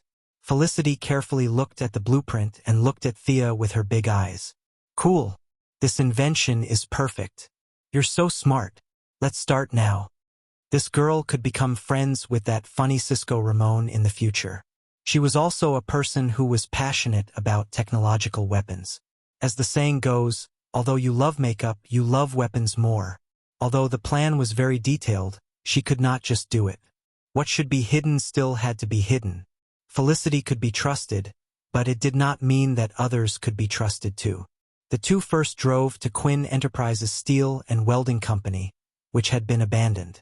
Thea planned to make it her territory in the future. There were still a lot of facilities on the ground here, such as various processing equipment and welding machines piled up on the ground. Chapter 20. This factory had a very large basement. Zhang Heng did not know why this facility was built in the first place, but now Sia had taken advantage of it. After picking a few pieces of light but still usable processing equipment and welding machines, the two women lifted the large pieces onto the cart with great effort and dragged them into the basement while stumbling. Fortunately, both of them were European and American women, so they were quite strong. At least, they were stronger than the Asian women in the same world. Felicity looked like an otaku, but she was actually quite fleshy. She gritted her teeth and glared fiercely. Sia had been training with Old Ma for half a year, and her strength had increased a little. Of course, Felicity was still the main labor because she was older. After installing the equipment and debugging them, Thea had been reading books on processing recently. She did not want to be a level 8 fitter or level 9 welder like Tony, but for the future Iron Man armor and the current Red Arrow skateboard, she did not need to be proficient in these basic skills. The door to the basement was sealed and disguised. In the future, the outside area would be the office of the software department and the secret room would be their secret base. The two women leaned against the wall and panted heavily. Sia was impressed by Oliver. Even though there were two of them, he was still as tired as a dead dog. After all, he was going to do all this work alone in the future. His arms were indeed strong. Felicity said without enthusiasm, "I'm so tired, Thea. Let's go to the hot spring." "No way. We still want to go." Thinking of the previous experience, Thea was a little scared and a little excited. "Why am I so excited?" She sternly rejected this corrupt behavior and said that she had to go back and report to Moira. He instructed Felicity not to slack off. Although it was just a cover and they weren't planning to do anything, the basic framework had to be set up. The task of finding software engineers was handed over to Felicity. After all, she was a top-notch hacker, and he believed that those who were chosen by her were of a certain standard. In the next few days, Sia was as busy as a bee. She took out the few pieces of equipment that she needed and came up with all sorts of excuses. At the same time, he reported to Moira that the software department needed a powerful computer and approved a large sum of money. After another round of black accounts, he installed a set of powerful servers for Felicity in the secret base. This made the former hacker, who was now an otaku, extremely excited. Indeed, only when one had something and then lost it would one feel that it was precious. He looked at Felicity's bright smile. She wouldn't object to doing something embarrassing, right? Thea took out a bucket of paint, 2 brushes, and a spray can. She told Felicity to clean up the room, 1 wall for each of them. Thea felt that she had a bit of an obsessive-compulsive disorder. Perhaps the future Oliver did not care about the environment and stayed in such a dirty place for more than a year, but she could not bear to see it. The existence of the secret chamber could not be exposed, so only the two of them could do the job of painting it. Felicity, who was happily playing on the computer, did not expect this scene. As a master's student at MIT, she had to do such a promising job like renovation. Thea had been to her apartment before. This girl was very lazy. She would only empty the trash bin when it was full. If no one pushed her from time to time, she would be able to eat and wait for death for the rest of her life. Felicity, who was on the verge of a mental breakdown, didn't reject the suggestion of painting the walls. In her eyes, this was something she could choose not to do. Based on her usual personality, she wouldn't have done it. However, when she saw Sia rolling up her sleeves and painting the walls, she could only reluctantly change her clothes and accompany Sia to grind the equipment. No, it was to paint the walls. Felicity murmured while painting. Moving machines? Installing doors? Painting walls? What happened to the advanced weapon modification? Liar. Thea lowered her head and pretended that she did not hear her. The environment was too messy, and she could not stand it. She was afraid that she would not be able to do all this work alone, so she asked Felicity to help her. Men and women had different requirements for the environment, and this was also the reason why it was difficult to be a heroine. It was really difficult to build a base. Batman could make do with a cave, and she did not see him doing something as lowly as painting the walls. After a lot of work, the environment did improve greatly, and at least it was passable. Thea ordered Felicity around like a loader, porter, and decorator for 2 days. She could not refuse the suggestion of taking a bath in the hot spring, so she could only fearlessly accompany Felicity. As for the process, it took place below the neck, which was not easy to describe, so it was not detailed here. The whole process, in the words of the martial arts senior master Shuju, was very good, and indescribably happy. Soon, another month had passed, and the preparatory work of the software department was basically completed. Although Thea wanted to drag it on, she was not interested in the software department or hardware department.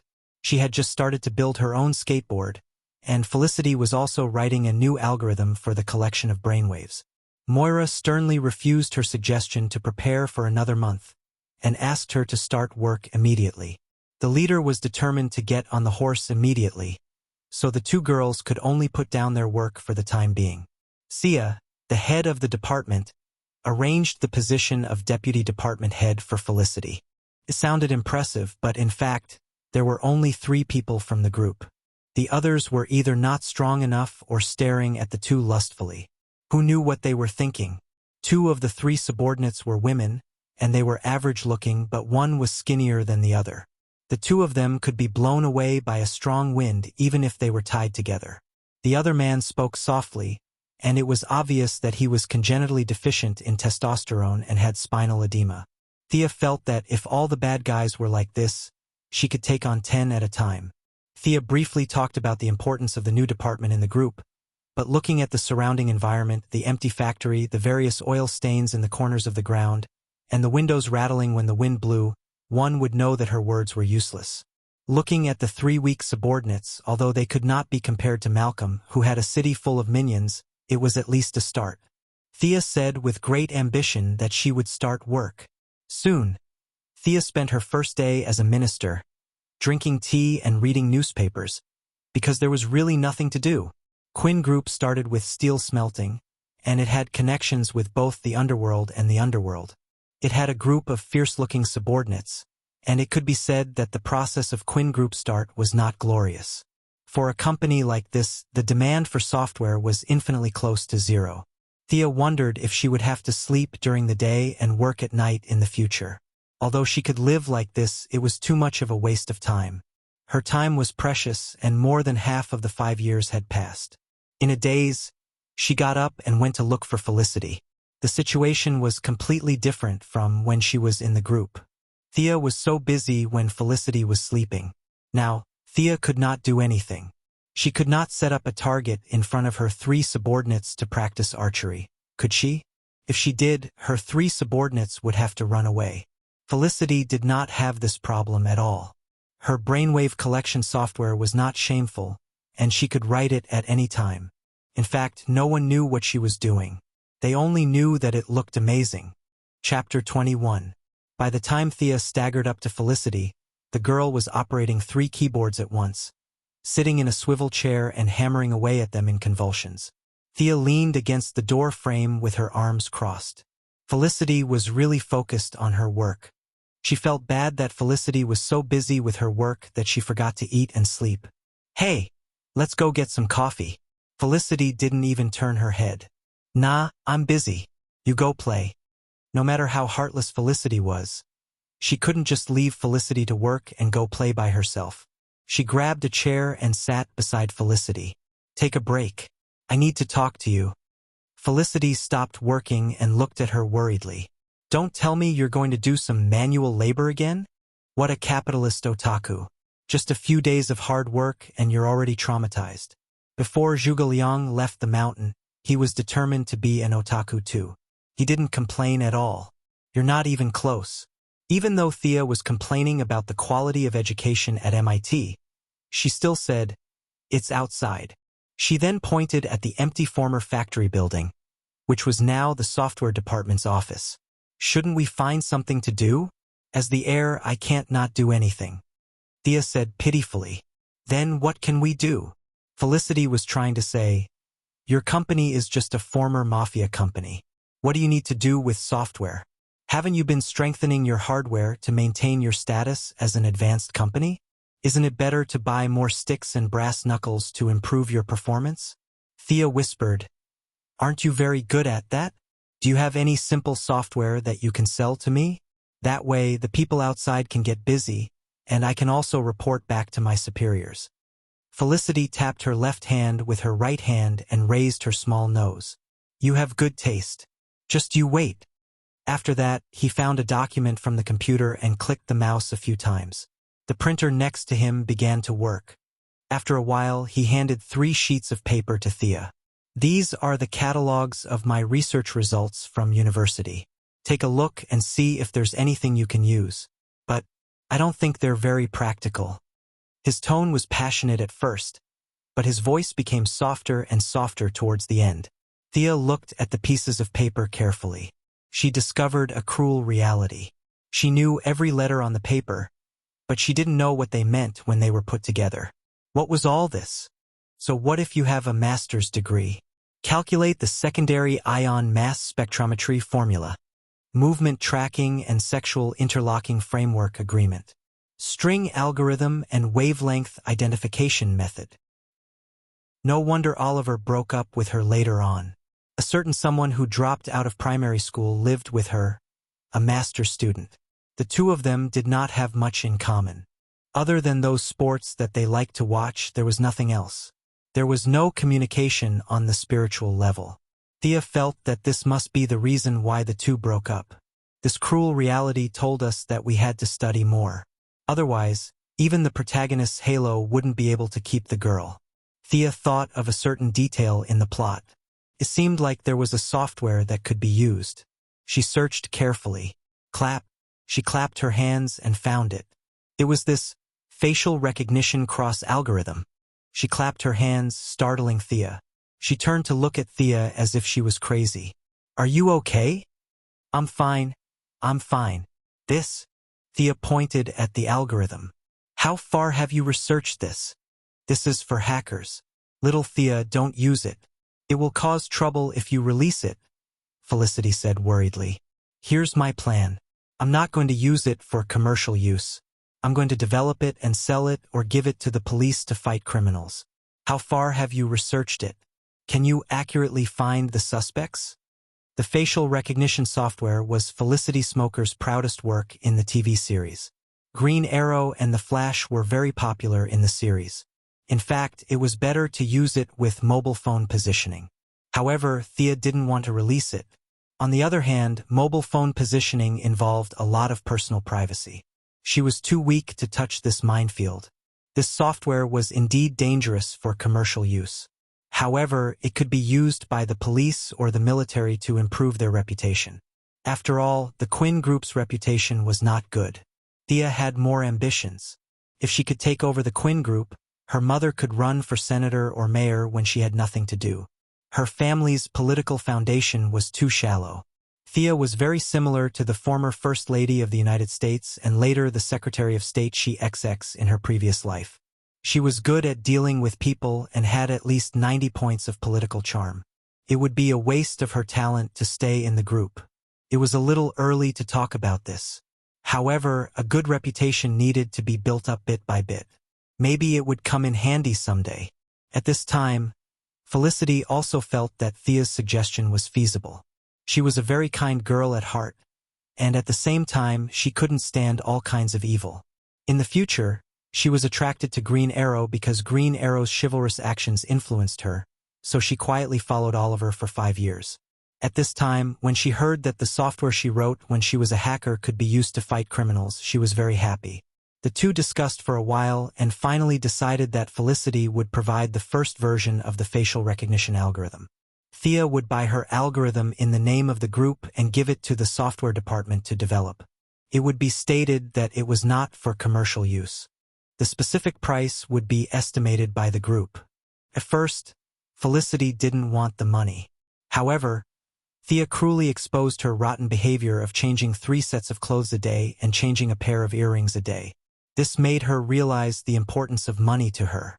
The most important thing was that this money could be used to build a secret base. "Isn't this money for me?" Felicity's mouth was wide open.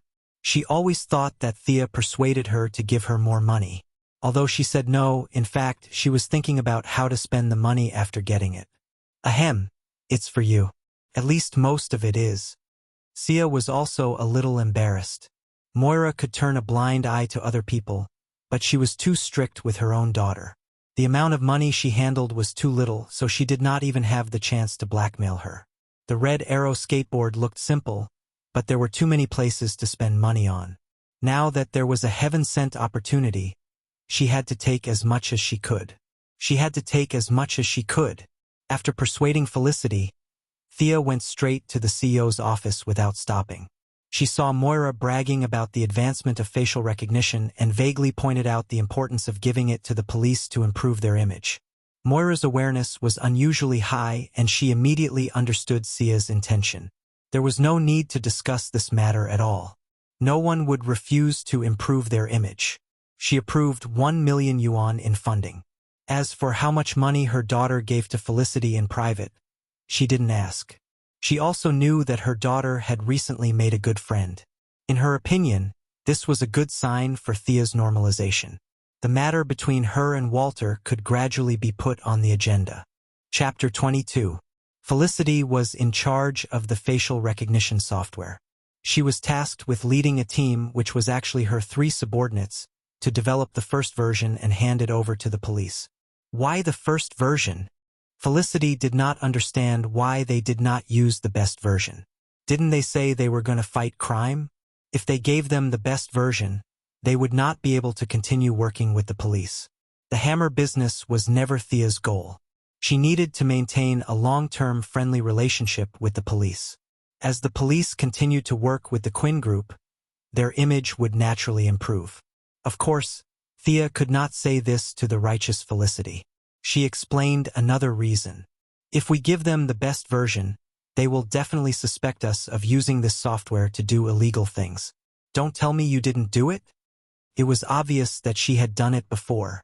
Felicity had hacked into more servers than Malcolm had killed. She would control a satellite to see what the people around her were doing, pry into other people's privacy, look at the senator's new mistress, and so on. Her crimes were enough to send her to prison for 10 years. In fact, she was not afraid of 10 years in prison. It did not affect her much. There were people in prison who cooked and cleaned for her. The problem was that the American law was too immoral. There was a rule that stipulated that hackers could not touch computers for a certain period of time. This rule alone was enough to drive Felicity crazy. If she could not touch a computer for 3 days, she would definitely start thinking about breaking out of prison. Thank you, Thea. You care about me. Felicity was a little depressed. Come on, give me a hug. Don't cry. Thea liked this girl who was 5 years older than her more and more.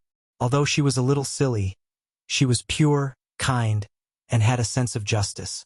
These were qualities that Thea envied and did not have. Felicity pushed her away and rolled her eyes. I'm not a child. I'm strong. The two played around intimately for a while. Thea told her that if there were not enough people, she could hire a few more. However, the sooner the better. The software was completely handed over to Thea, but it didn't mean that Thea had nothing to do. The 1 million yuan that Moira paid was not only for the software, but also for all the follow-up matters. Moreover, it wasn't as if the Quinn group wanted to give something to the police, and the police would accept it. There was still some work to be done. Thankfully, Thea had contacts in the police department. The grudge between Detective Lance and the Quinn family could be written into a book, but it was better to have an impression than not to have one. If he went to Detective Lance directly, he would probably be evaded. Although he didn't have a grudge against Lance, they weren't on good terms. It seemed that he could only ask Laurel to be the middleman. He called Tommy and asked him to make an appointment with Laurel. The 3 of them went to Big Bailey Burger. Tommy was counting ants out of boredom. Looking at any company's report for 10 minutes would definitely trigger dizziness and other symptoms. His eyes that were usually full of vigor were now filled with fatigue. Hearing Thea's call, he put on his coat and ran out of the company without asking anything. The 3 of them arrived at the burger restaurant almost at the same time. After ordering a few drinks, Thea began to describe her purpose to Laurel. For Laurel, who was determined to work in the judicial field, the difficulty of obtaining evidence had always been a headache. It was very infuriating to see countless arrested criminals being released due to lack of evidence. If this facial recognition software could be used by the police and prosecutors, the efficiency of solving cases would undoubtedly be greatly improved. She didn't understand why they wanted to discuss such a good thing with her. Was there a problem? Thea, this is a good thing. Is there anything I can help you with? Here's the thing. We plan to give the use of the software to the police for free, but we're afraid that your father won't agree. After all, you know the relationship between him and our families. Thea pointed at herself and then at Tommy. Laurel thought about how sad her father had been recently. His youngest daughter had passed away, and he had to work during the day and drink all night. It was hard to say how her father, who used to be an upright person, would react. I think he'll agree. He's the most upright person I've ever met. Thea, come with me. As for you, looking at Tommy, who was listening to the story, Laurel showed a mischievous expression. You'd better go play somewhere else. Poor Tommy looked like an abandoned puppy. The two of them ignored his antics and drove to the Star City police station. This was the first time Thea came to the police station. To be honest, she was a bit disappointed. It was shabby, old, and dimly lit. It wasn't as majestic as she had imagined. Thea could only see 100 or 200 police officers. In fact, as a police station with a population of 1 million people, there were more than 1,500 people on staff. However, the city was too big, and they couldn't be seen at all. The headquarters only kept some civilian staff, so Thea had an illusion that there were only 2 or 3 people on staff. TV shows and movies were all fake. To the audience, there were only a few police officers. If it was real, with the high death rate of police officers in the United States, the station would be cancelled after 3 episodes. Following Laurel, they found her father, Detective Lance. This man was an important character in the Green Arrow series. He was a character similar to Gordon in Batman, and also a tragic hero behind the scenes. His 2 daughters died and came back to life. After a series of torment, his hair, which was as thick as grass, was completely bald by the 5th season of the Green Arrow series. Laurel told Thea's plan in detail. The two of them looked at Detective Lance attentively, eager for his approval. "Miss Quinn, what prompted you to do this? It's not the Quinn Corporation style to ask for nothing." Detective Lance sneered and looked at Thea with crossed arms. "Detective, no one told me to do anything. I was born and grew up here. This is my home. Star City is gradually dying. Do you see it?" Thea took a breath and continued. "Perhaps in your eyes, the Quinn Corporation is a sinner, but what I see is that the Quinn Corporation has brought vitality to this city. In the beginning, 50,000 workers were employed by the Quinn Corporation. Now that the Quinn Corporation has reduced production and many of its factories have stopped working, we still employ 30,000 people. Detective, we also want Star City to become better and better, and that's what we're doing." Seeing that the mockery on his face had disappeared, Thea knew that her words had more or less worked. Fighting crime is not only the responsibility of the Star City Police, but also the mission of all the people of Star City. I hope you can give me this opportunity to prove our value. This is not for myself, nor for the Quinn Corporation, but for all the kind people living in Star City. Dad, just say yes. It's not a bad thing. Laurel also tried to persuade him. Detective Lance stared carefully into Thea's eyes. After a long while, he said, "Okay, you've convinced me. I'll talk to the lieutenant about this. I hope I'm right." Seeing that he was about to leave, Thea quickly took 2 steps forward and grabbed his arm. She said sincerely, "Detective, I know you're sad about Sarah's death, but the shipwreck also took away my brother and my father. For the sake of the deceased, please forgive my brother." Chapter 23. Detective Lance grabbed the door frame with so much force that Thea was afraid he would pull the door down. "Listen, little girl. I may forgive the Quinn Group, but I will never forgive Oliver Quinn. Not now, not ever. Remember what I said." Then he glared at Thea and walked away angrily. Alas, the negotiation failed. Sure enough, this grudge is not easy to resolve. Oliver is such a jerk. How can he take both sisters? Sun Tzu is such a brave man. Even if he meets 2 beautiful women, he would still share one with Zhou.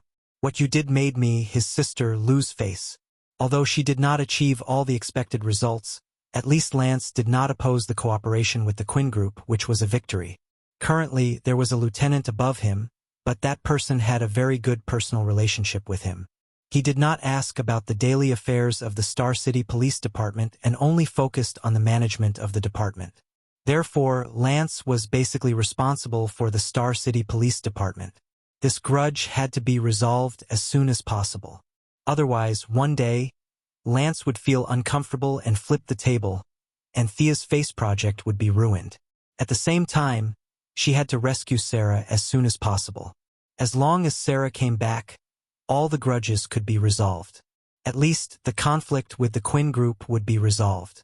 As for whether the 2 sisters would fight over a man, that was their family matter. Thea said she did not care at all. She frowned and recalled the plot. Sarah Lance should be on the ship now. If Oliver did not cause trouble, she should be safe for a few months. Knowing that she still had some time, Thea put the rescue plan aside. She looked at Laurel, who looked miserable. She did not know if Laurel was sad about her sister's death, or if she still had feelings for Oliver. Thea could not ignore her help just now. She gave Laurel a hug. "Are you okay?" "I'm fine, Thea. You are stronger than I thought," Laurel said with a little choked up. Although Thea knew that Oliver and Sarah were not dead, she was a little sad when she thought of the death of her adoptive father. She quickly changed the topic. "Can you send me back? You know, I don't have a driver's license." Laurel chuckled softly. The two women went back to the slums together. When they arrived, Thea found out that her so-called software department was very close to Laurel's law firm. They were only separated by a street. The two made an appointment to have tea together next time. In the evening, Thea came to the forest as usual to prepare for today's training. Unknowingly, she had been learning for half a year. She was proficient in archery, fighting, and swordsmanship. According to Old Ma, she already had the strength of an ordinary member of the Assassin League, but she still lacked some experience. This was different from the original plot. Birds of a feather flocked together. The Flash was surrounded by all kinds of speedsters, and the Green Arrow team had all kinds of long-range attacks. Green Arrow, Roy, and Thea won. Zero had 3 archers. Originally, Thea should have focused on archery, followed by swordsmanship, and lastly, fighting. But now, Thea didn't think so. In the future, she really didn't think there was a need for her to join the Green Arrow team. If there were difficulties, she could help. After all, he was her brother, but she didn't want to join the team. Her focus had always been on sudden attacks. If she was prepared in advance and brought the corresponding technological equipment, she would be able to escape unscathed, even if she didn't dare to say that she was invincible. But if she was ambushed, it would be terrible. No matter how good her archery and swordsmanship were, it would be useless. After all, in the real world, there were more people who were unarmed. Of course, if you had to say that you had antisocial personality disorder, you could carry a big sword and run around the streets. But Thea admitted that she was thin-skinned and couldn't do such a thing. She had always focused her own training on barehanded combat, joint skills, judo, karate, and KGB combat arts, etc. Of course, this was under the condition that Old Ma controlled his strength. The inborn difference in strength, body size, and weight between men and women was a problem that couldn't be ignored. After waiting in the dense forest for a while, she found it strange that Malcolm, who was usually punctual, was nowhere to be seen today. She spread out her senses and found a few figures on her right walking towards her while cursing. 3 men of indeterminate age walked out. Why couldn't she tell? It was because their makeup was too scary. All of them were wearing black eyeshadow. It was already evening, and the light was a little dim. In addition, the 3 of them were wearing dark clothes. From afar, they looked like the little black men who always committed crimes in Conan. Various decorative rings hung on their clothes. These were the only things that could shine. When they walked, they didn't look like they were walking, but more like they were gliding. Where did these non-mainstream people come from? Although Thea wasn't afraid of these people, she didn't want to be a busybody. She turned around and prepared to go to the other side of the dense forest to wait for Old Ma. "Hey, there's a girl over there." One of the non-mainstream people had sharp eyes and immediately saw Thea. The other 2 had drunk a little too much. When they heard their companion's words, they didn't use their brains to think. Their bodies automatically reacted and rushed over. Seeing them coming over, Thea didn't plan to run. She vaguely understood that this was most likely Old Ma's way of testing her. Otherwise, why would these 3 retards barge into this godforsaken place? It was a good opportunity to test her actual combat skills. Thea was ready to strike first. She wasn't afraid that she couldn't win, but she was afraid that these retards would say something disgusting and affect her digestion. She threw the bow and dagger to the side and quickly stretched her body. Facing these 3 idiots, Thea was in a bit of a dilemma. All 3 of them looked like they were asking for a beating. She was in a bit of a dilemma as she didn't know who to hit first. "Hey, this chick." Before one of the hooligans could finish his sentence, Thea decided that it would be him. Of course, it wasn't because he spoke first, but because it was scientifically proven. Well, that's it. There was no need to use any big moves to deal with these 5 retards. At the current stage, Thea's so-called big move was similar to Marvel's Black Widow's KGB fighting skills. She jumped up and clamped the opponent's neck, then twisted her waist and threw the opponent out. Although this move looked good, Thea always felt that it was a little strange to use. On one hand, it was too lethal. If she didn't handle it well, her neck would be broken. On the other hand, old Ma didn't teach it well. It was always a little awkward for father and daughter to practice this kind of move. She quickly grabbed the leading hooligan's right hand and twisted it in the opposite direction. Ouch! A sound like a pig being slaughtered was heard. Seeing that the opponent's back was facing her and his body was wide open, Thea wanted to use a karate move to grab the opponent's ear and kick him to the ground. But halfway through, she hesitated. This person's ears were densely packed with studs, like a hedgehog. Would it hurt her? Chapter 24. Thea could only grab his hair. She realized that this guy's hairstyle was also very unique. It looked like a trident on his head. There was a sharp protrusion in the middle of his head that looked like a Teletubby. There were 2 strands of hair on both sides that were stubbornly growing in reverse. Looking at the color of the hair, which was glowing green in the forest, Thea felt that there must be a lot of heavy metal in it. So sinister, you want to poison me? After carefully searching for a long time, she couldn't find a place to hit his head. This made Thea depressed. For her own safety, she could only change from karate to taekwondo. She kicked the back of his leg, causing him to kneel. She twisted her body and kicked his lower back. This time, Thea held back. If she kicked his spine directly with her current strength, this Teletubby could only lie in bed for the rest of his life. Of course, this kick wasn't light either. It looked like she would have to remove his kidney and remove half of his spleen or something. After taking down a retard in 2 moves, the remaining 2 finally reacted. They shouted loudly and launched an attack. One of them was relatively well-behaved. He just made a regular street fighting pose with his right fist raised high. He was just short of shouting, "Take my punch." The other one made Thea a little annoyed. He actually made a hugging posture and rushed over lecherously. This bastard was definitely up to no good. Thea was a little regretful that she started to throw arrows. This person would dirty her shoes. These were new shoes that she had just bought a few days ago. She dodged the well-behaved man. Under his incredulous gaze, she flew up and kicked the vulgar man on the right side of his face. Then she kicked left and right. Finally, she shouted, "Go to hell!" She raised her leg high and kicked the vulgar man's chin. Gotcha! The strength of this kick was so great that the vulgar man's chin was probably completely broken. Even his neck and collarbone were affected to varying degrees. The last retard saw his 2 companions lying unconscious on the ground. His mush brain realized that it was dangerous for him to stay any longer. He quickly turned around and ran back the way he came. How could Thea let him run away? With such a big target with his back facing her, it would be a waste if she didn't shoot an arrow at him. It was a good opportunity to test out his archery skills during this period of time. He picked up the bow on the ground, drew the bow, and shot an arrow without aiming, relying on his perception. The speed of the arrow was extremely fast, like a flash of lightning in the jungle. This person did not do anything excessive, at least he did not disgust her. She wanted to teach him a lesson, so Thea aimed at his calf.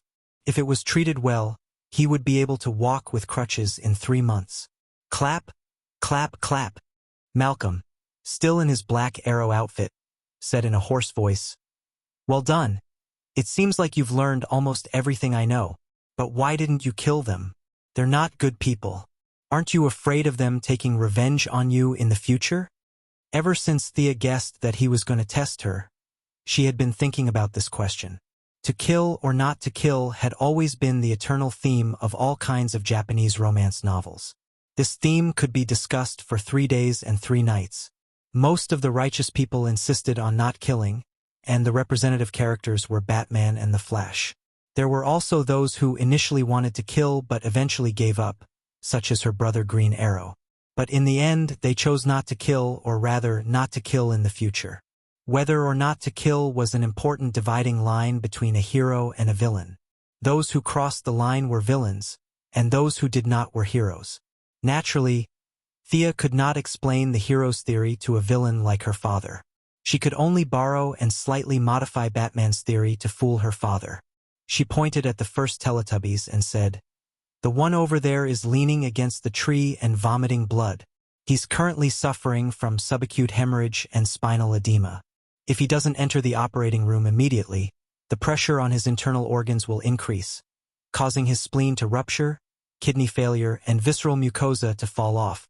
She then pointed at the wretched man on the ground who was almost dead and grinned. "This one is even worse. If he doesn't receive emergency treatment in 30 minutes, he won't be able to see the sun tomorrow.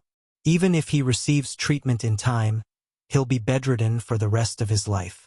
His central nervous system has been damaged, and without a major breakthrough in modern medicine, he can only be a cripple. And judging from the extent of the damage to his chin, he won't be able to speak for the rest of his life. As for the guy over there who I shot with an arrow, even if he recovers, he'll be a cripple for the rest of his life. The pressure on the nerves in his lower limbs will also cause multiple sclerosis. There are too many specific symptoms that can only be determined after medical treatment. Also, from the moment I found these three idiots, I was standing in the backlight. They didn't see my face. Judging from their attire, they don't seem to be equipped with high-definition cameras or infrared scanners," Thea said with a cold expression. "Because of my decision today, their fates have been changed. Their original life trajectory might have turned over a new leaf and become good people, or they might have started a family and become ordinary people. It's neither good nor bad. But with my strong intervention, they're all crippled. Isn't this the magic of fate? Since all of you like to talk about fate, I'll talk about fate with you." Thea repackaged Batman's theory of beating the bad guys to death instead of killing them with the illusory concept of fate, instantly turning it into an evil version of a manifesto. She just didn't know if Master Bruce would beat her up. Marquez didn't expect his daughter to not only form her own worldview, but also have a guiding theory. For a moment, he was a little introspective. Could it be that he had been killing the wrong people all this time? Killing became a form of relief, and keeping them alive was a form of torture? Compared with his own experience, it did make sense. His wife was dead, but he had to suffer for 20 years. Thea was right. Then he thought about Robert and Oliver. They died just like that, leaving Moira and Thea in torment. So it could be like this? It seemed that not killing was more ruthless than killing. Although he hadn't fully understood his daughter's answer, he had already partially agreed with this conclusion. Thinking of another matter in the original plan, he decided to put aside the dispute and get down to business first. "Whether what you said is right or wrong, it's your own opinion. This is very good. You asked me to train you, and I've already fulfilled your wish. Now there's only one step left. Let me see the results of your training," Malcolm said as he pulled out his katana, pointed it diagonally to the ground, and slowly walked towards Thea. It seemed that tonight's exercise wasn't over yet. Looking at the way he was holding his katana, he wanted her to have a fair duel with him.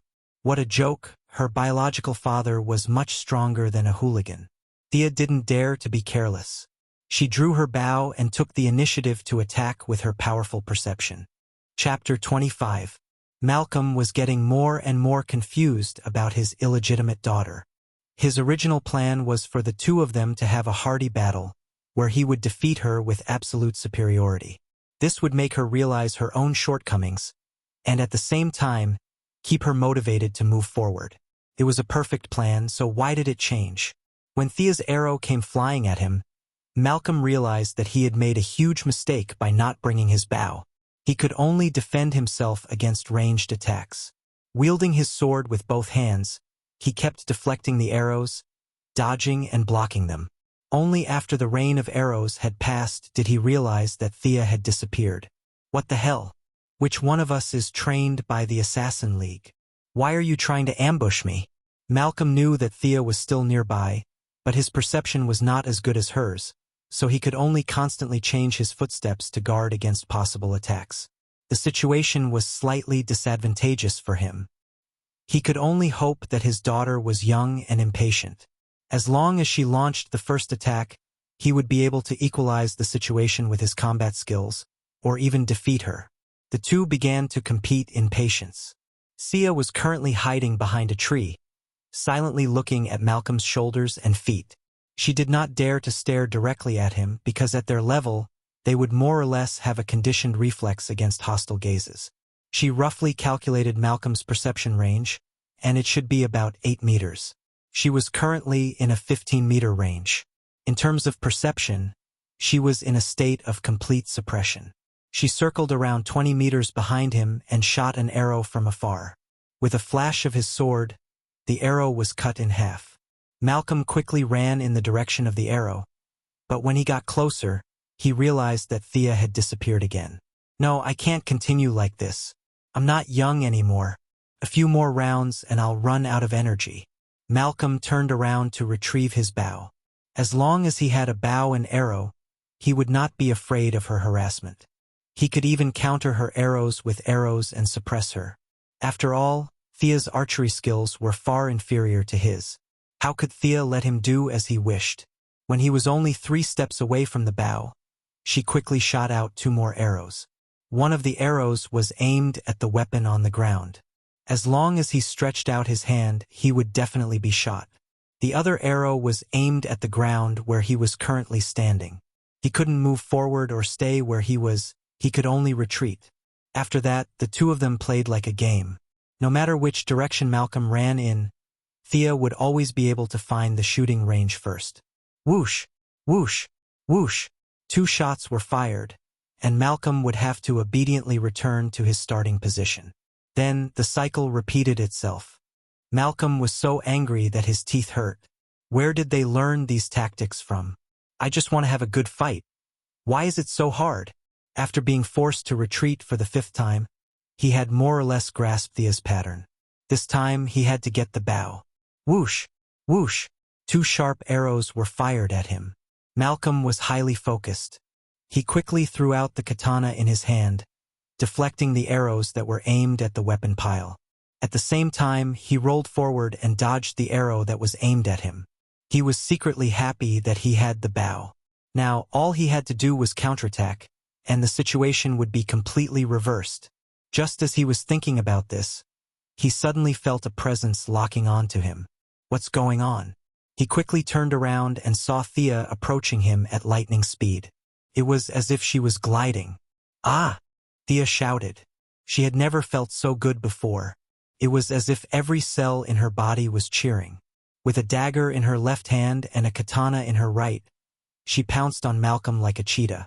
Why did she suddenly give up on long-range attacks and fight him in close combat?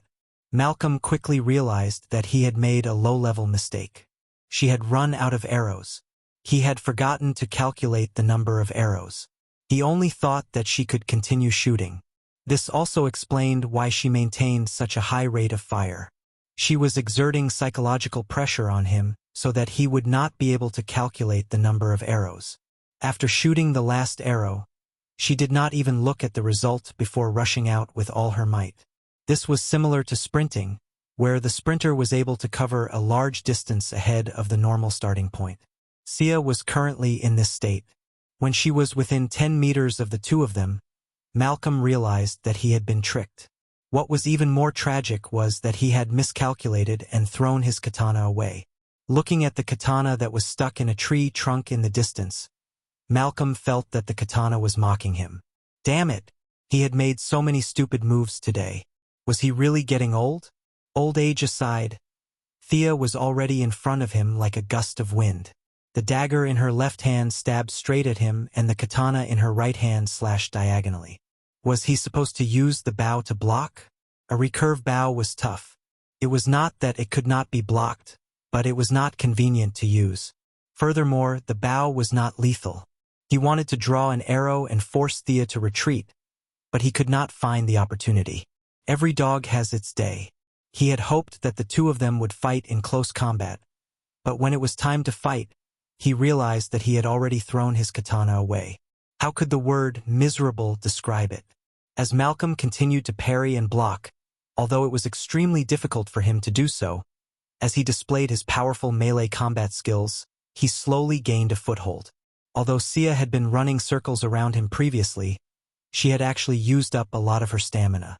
After all, with the pile of weapons as the center, Malcolm was running in small circles while she was running in big circles.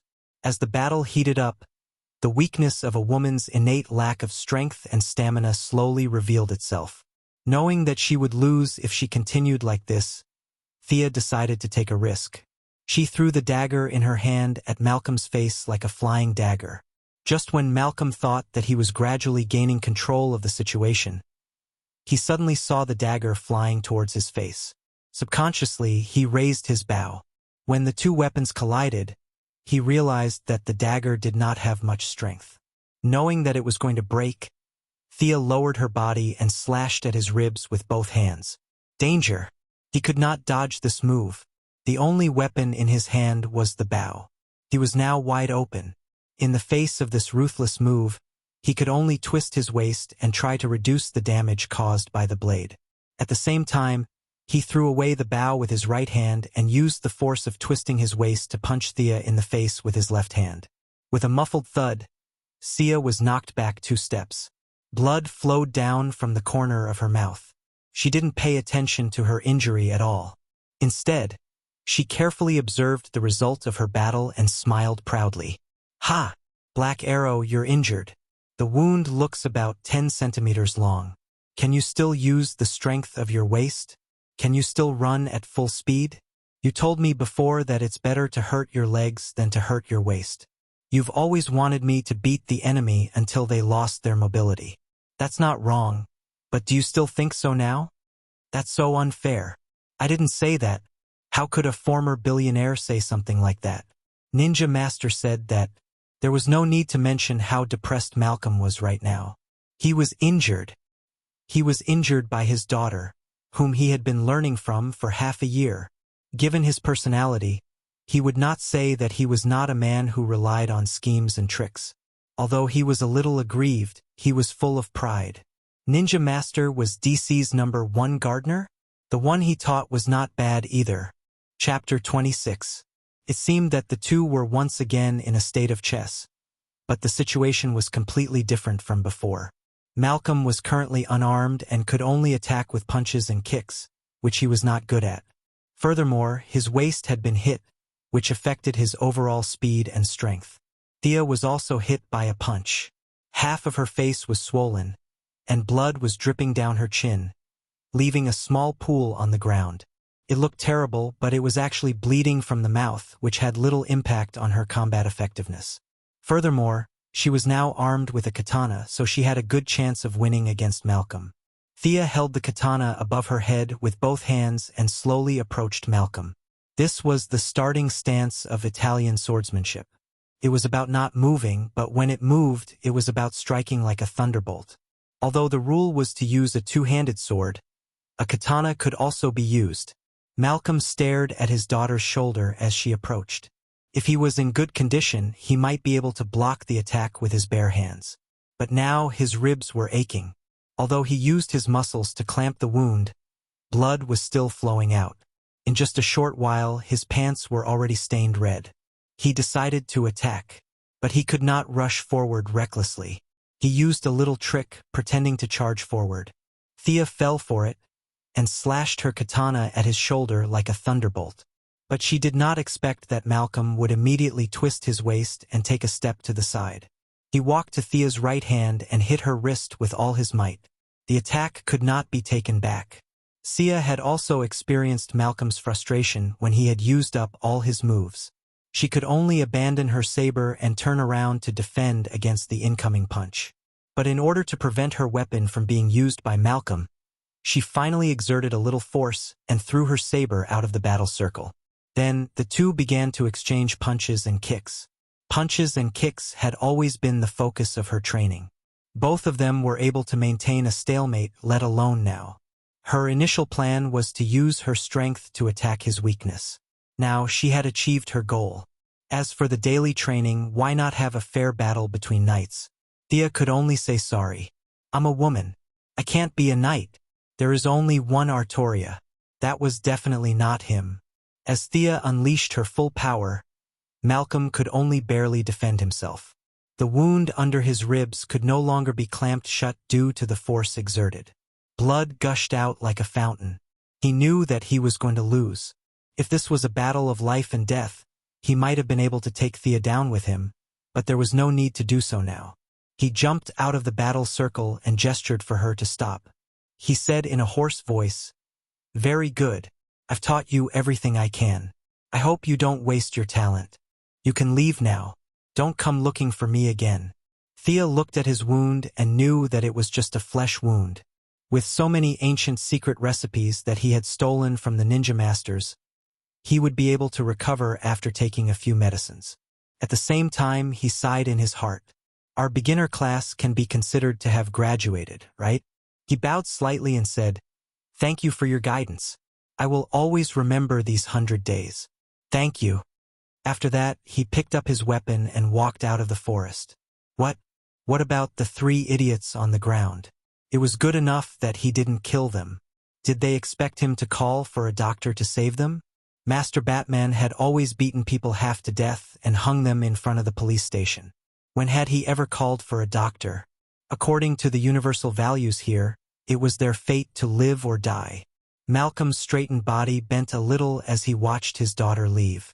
What an unfilial daughter. It hurt so much. He took off his coat and wrapped it around his waist. He would have to go back and deal with it later. At the same time, he whispered into the darkness of the forest, "Ma'am, what do you think of my disciple? It should fit your requirements, right? Are you interested in my proposal?" He was stunned for half a minute. The surroundings were quiet, and the unknown birds in the trees were looking at him from afar. Only then did Malcolm realize that he had embarrassed himself. "Damn it! Why didn't you tell me you were leaving? I hate this group of people who suppress me the most." Not to mention Malcolm, who went home alone to recuperate. Sia was also rubbing her cheeks and cursing her father in her mind.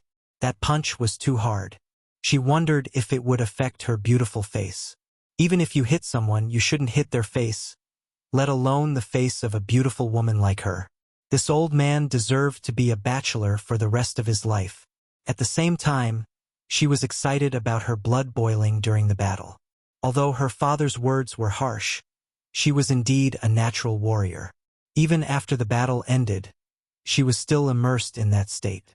Although there was no instrument to measure it, she could feel that her blood was flowing 20% faster than usual. Just as she was about to slow down her heartbeat to return to normal, she unexpectedly felt something strange. She pulled out her knife and looked behind her. "Who's there? Come out." Very sharp indeed. The person spoke in a strange tone, as if she was a foreigner. Of course, the foreigner here referred to people outside the United States. As the person gradually walked out of the shadows, Thea realized that it was a woman. The woman under the shade of the tree had long black hair that reached her waist. Her eyes were very bright, flashing with a burst of light. She was wearing a long black windbreaker and dark leather pants. She looked at him like a sharp sword.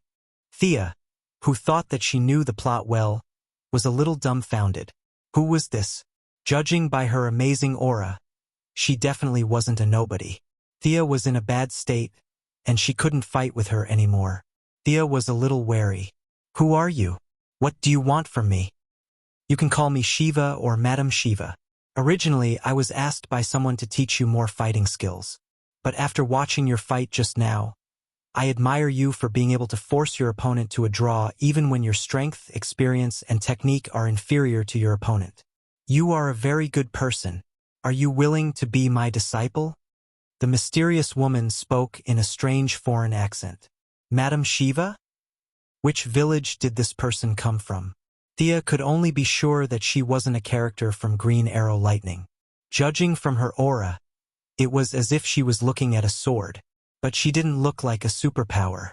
Could it be that she came from Gotham next door?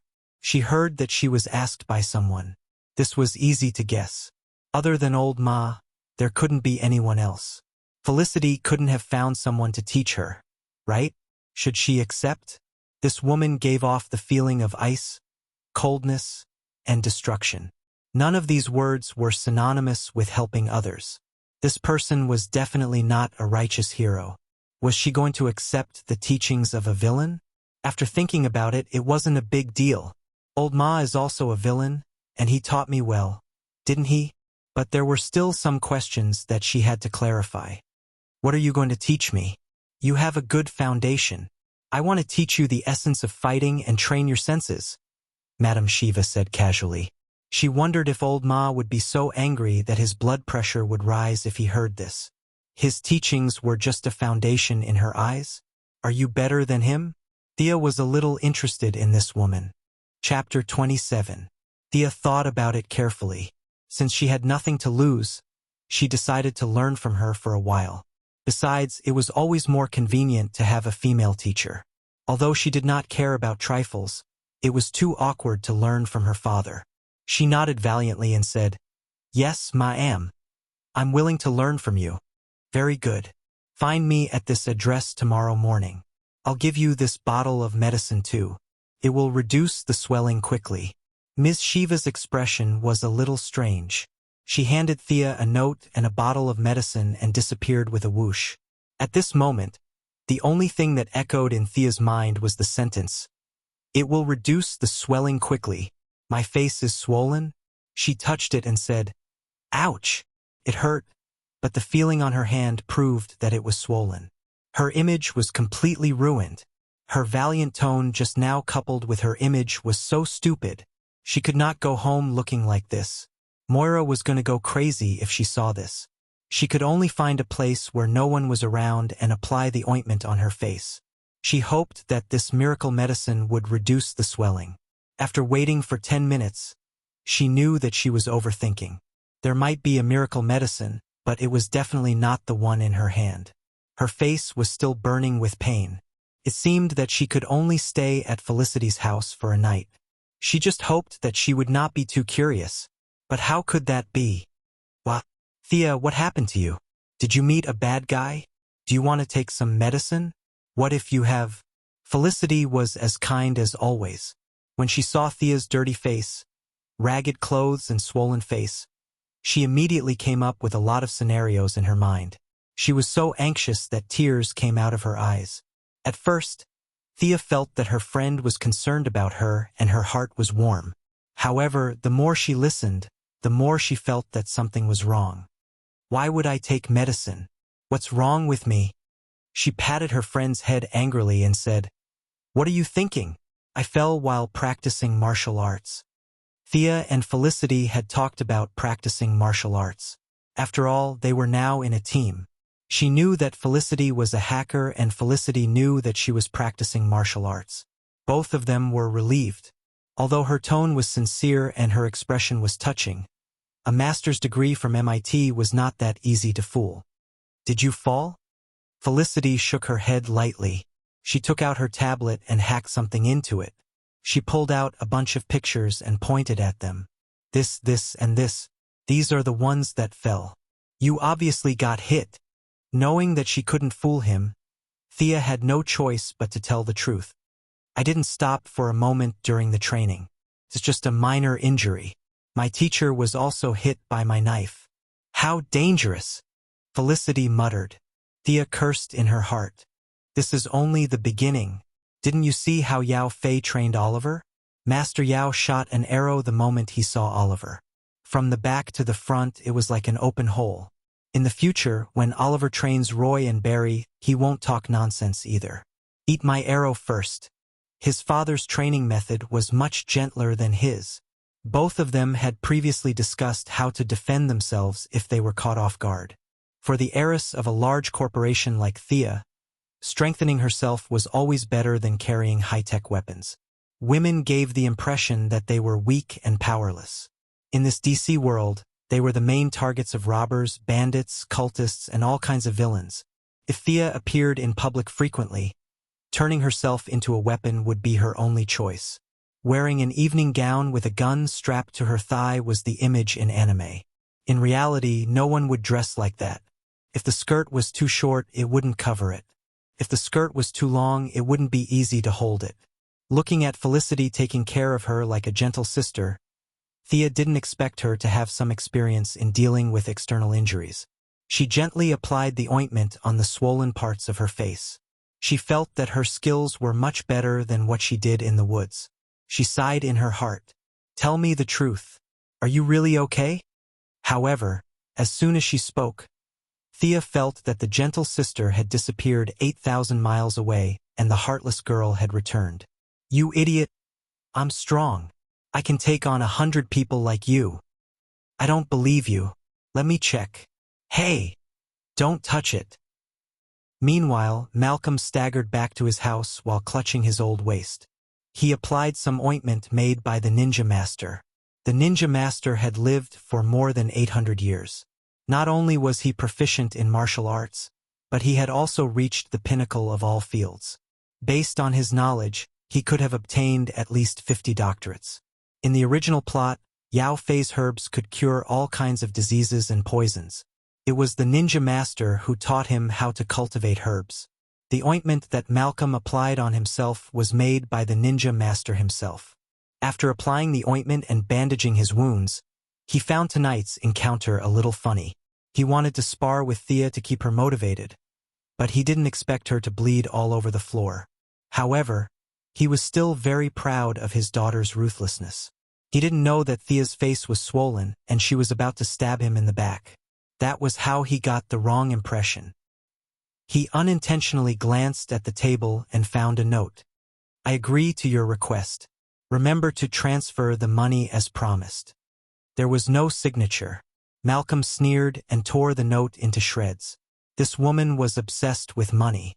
She had earth-shattering martial arts skills, but she was reduced to a slave to money. What a joke. However, when he thought about how she was able to approach him without him noticing, he knew that her strength was unfathomable. Since Thea was taught by her, he felt relieved. His daughter's matter could come to an end. With her current wisdom and martial arts skills, it was not that there were no people who could bully her, but there were definitely not many of them. Should he be more concerned about his son? When he thought about how Tommy still didn't know about Thea's situation, he felt frustrated. What would his son think of him if he knew that he cheated on him during marriage? He would despise him even more. If he told him the truth, their father and son relationship would be completely broken. He couldn't say it. During training, he also learned about Thea's thoughts. His daughter learned martial arts to deal with unexpected situations. Although Malcolm controlled the underground forces of Star City, he didn't implement a militarized management. There were a lot of idiots every year, especially this year. What if one day, a few idiots jumped out and wanted to make a fortune? Although his young and beautiful daughter was definitely the first choice, it was hard to guarantee that no one would target his son. It would be a big joke if the son of a gangster was kidnapped by someone who didn't know the truth. Looking at the black bow and black arrow hanging on the wall, Malcolm thought that he should give his son a chance. He pulled up the monitor and found that his luck had improved since he was slashed by his daughter. Tommy was walking in from the door. He immediately asked the butler to call him over. Old man, what's wrong with you? Are you going to restore my bank card? Tommy didn't know what was wrong. He thought that he had been doing well recently and could be restored to his former glory. For a moment, his heart was beating fast. As my only heir, don't you think it's dangerous for you to stay in the slums with Laurel every day?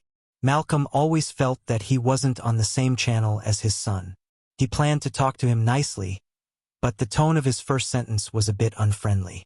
Hearing this, Tommy was depressed. I'm in danger? I'm poor and I take the bus every day. Who would be so blind as to catch me? Oh, this was so reasonable that Malcolm didn't know what to say. In order to ease the relationship, he had to take a step back. I'll restore your bank card tomorrow. Can you listen to me carefully? Chapter 28. Tommy had been feeling terrible lately. He had to take the bus and squeeze into the subway. Due to his lack of money, he didn't even dare to go out with his old friends. He could only call them and pretend to be sick. When he heard that he could get his pocket money back, he immediately became energetic. He even poured a glass of water for his father and sat down obediently, indicating that he could speak now. Malcolm almost choked on his anger when he saw his son looking at him with a smile on his face. He calmed himself down and said in a low voice, "What would you do if you met the kidnappers? Have you thought about this? What about your bodyguards? You don't owe them money, do you?" Tommy wondered why Malcolm would ask such a question out of the blue. This was the difference between them. Malcolm thought to himself. Although Sia was overthinking things, it was always good to be cautious. He could take on 10 bodyguards at once, but he couldn't say that for the time being.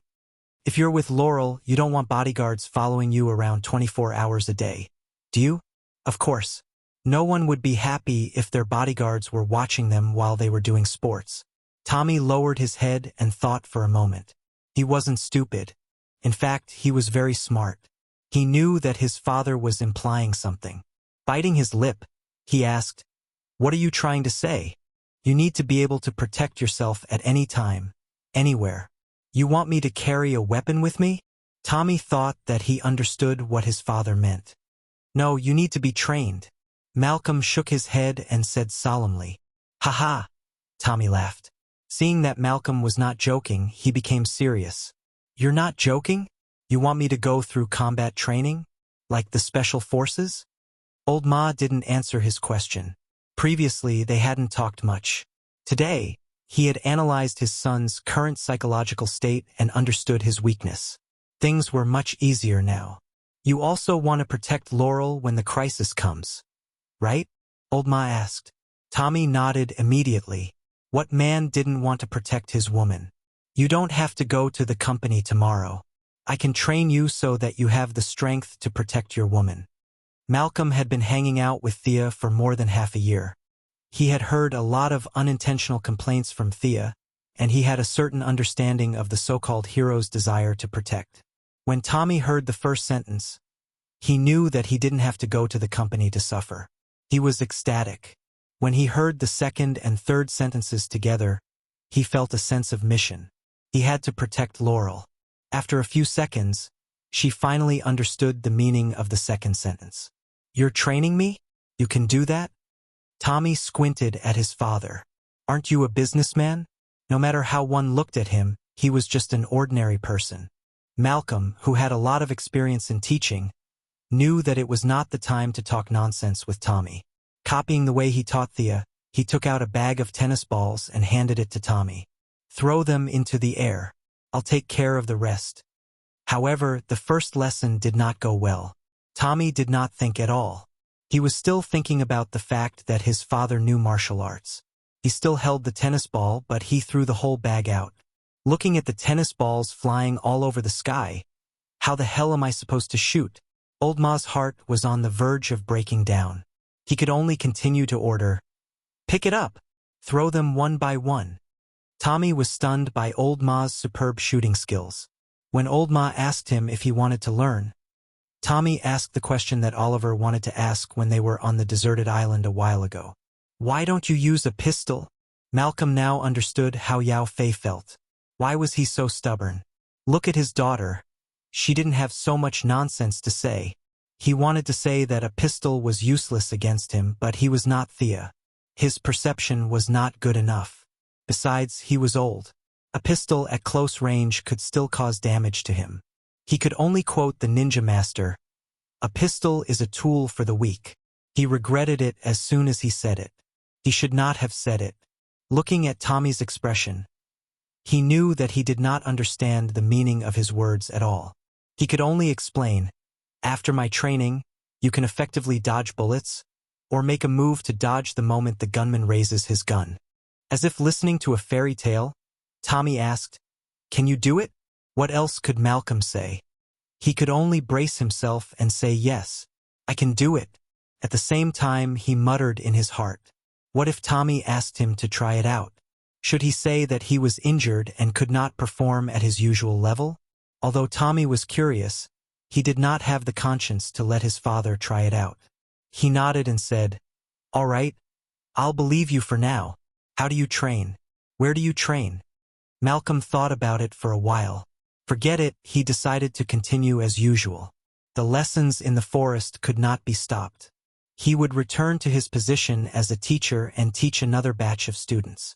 Although it was the same student every time. Seeing that it was still early, he dragged Tommy to the forest. The place was still the same, the smell was still the same, but the two people were not the same. Malcolm, who thought that he had some experience in teaching, copied what he taught Thea. 5 minutes later, he regretted it. Tommy's intellect was fine and his mind was sharp.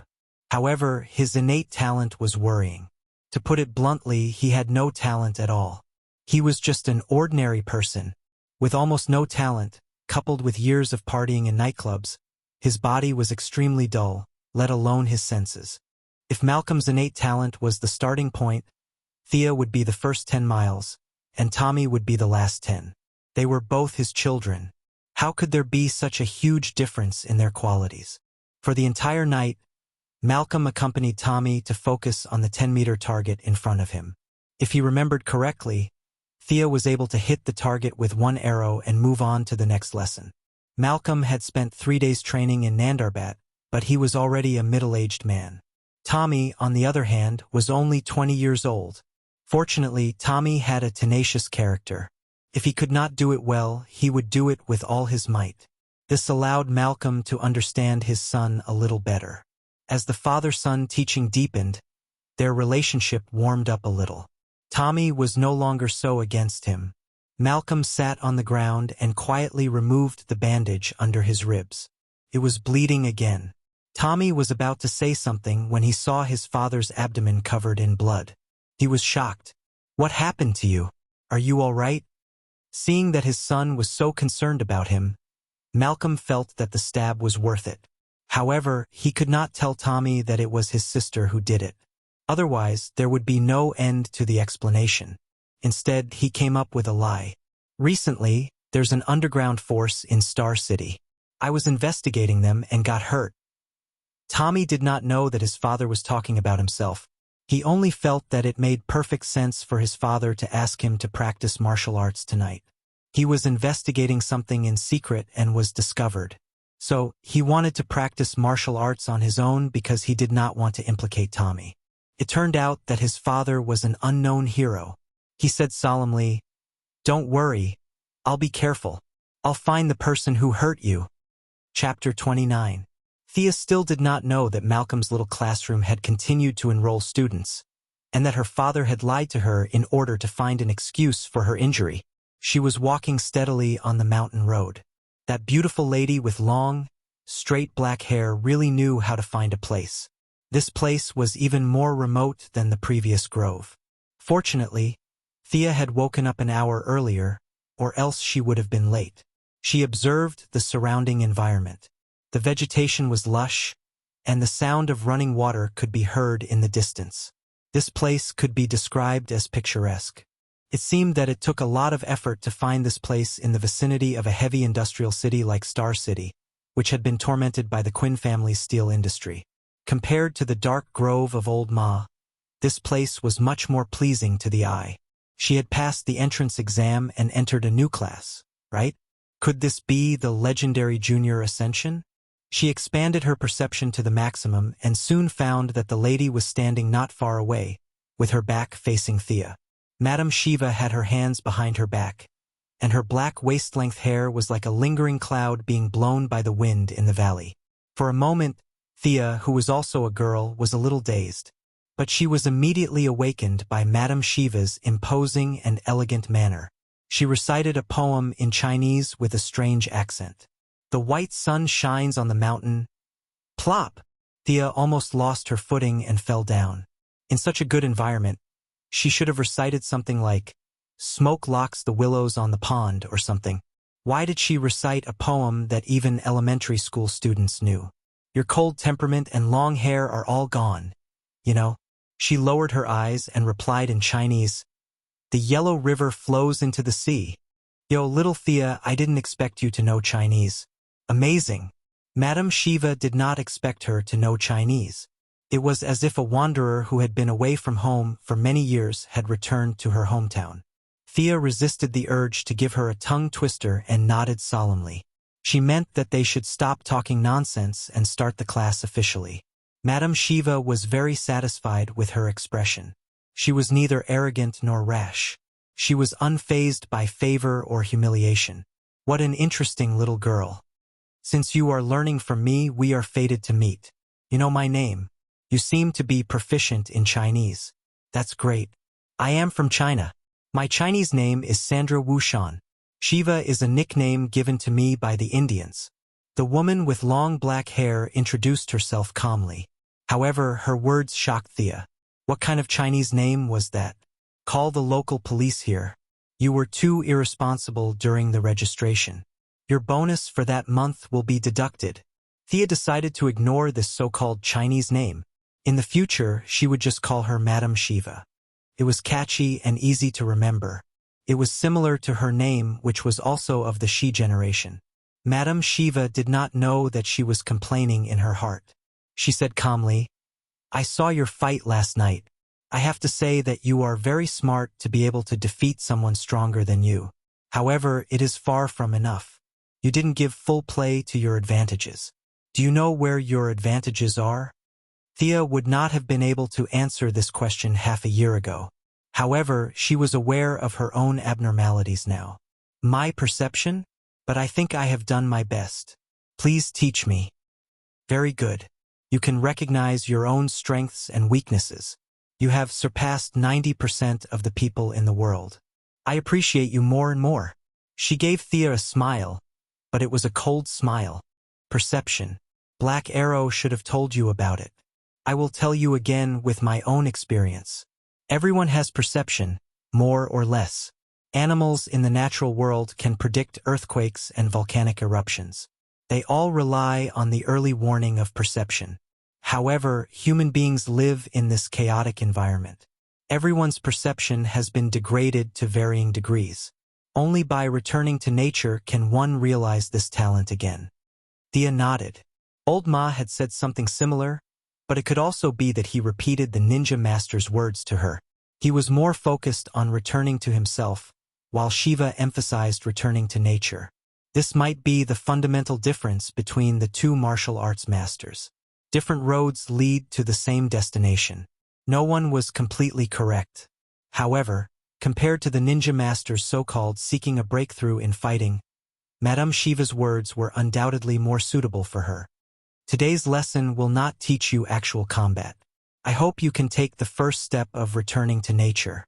Feel the nature and stand on my side. Thea obediently stood at her original position. The first thing she felt was that the wind was very strong here. Would she be blown into the valley? Her current weight was just 50 kilograms. Close your eyes and carefully feel the sound of the wind. Madame Shiva took out a cloth and wrapped her eyes. The sound of the wind?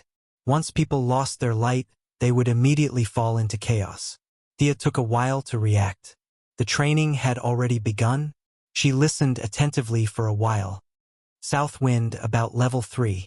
The wind speed is at most level 4. Others. There are some birds, but I can't tell what kind of birds they are. Not bad.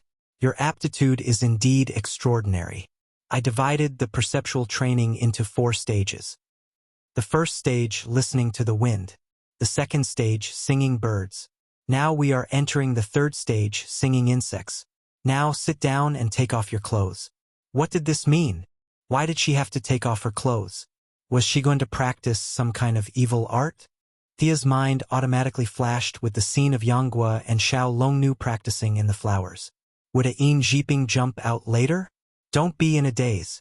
Hurry up and take it off. Shiva didn't know that she was in a dilemma and urged her. Anyway, this person was also a woman. Take it off. She took off her coat with trembling hands. Why are you so shy? Are you more conservative than Asians? Shiva saw that her hands were trembling as if she had Parkinson's disease. She was a little curious. You are prejudiced. What's wrong with Asians? This is a personality problem. Sia kept her eyes closed and did not say anything. Now, she could not help but retort. Asians also had their bold and unrestrained side, especially those young girls from the Foot Basin country. What was there to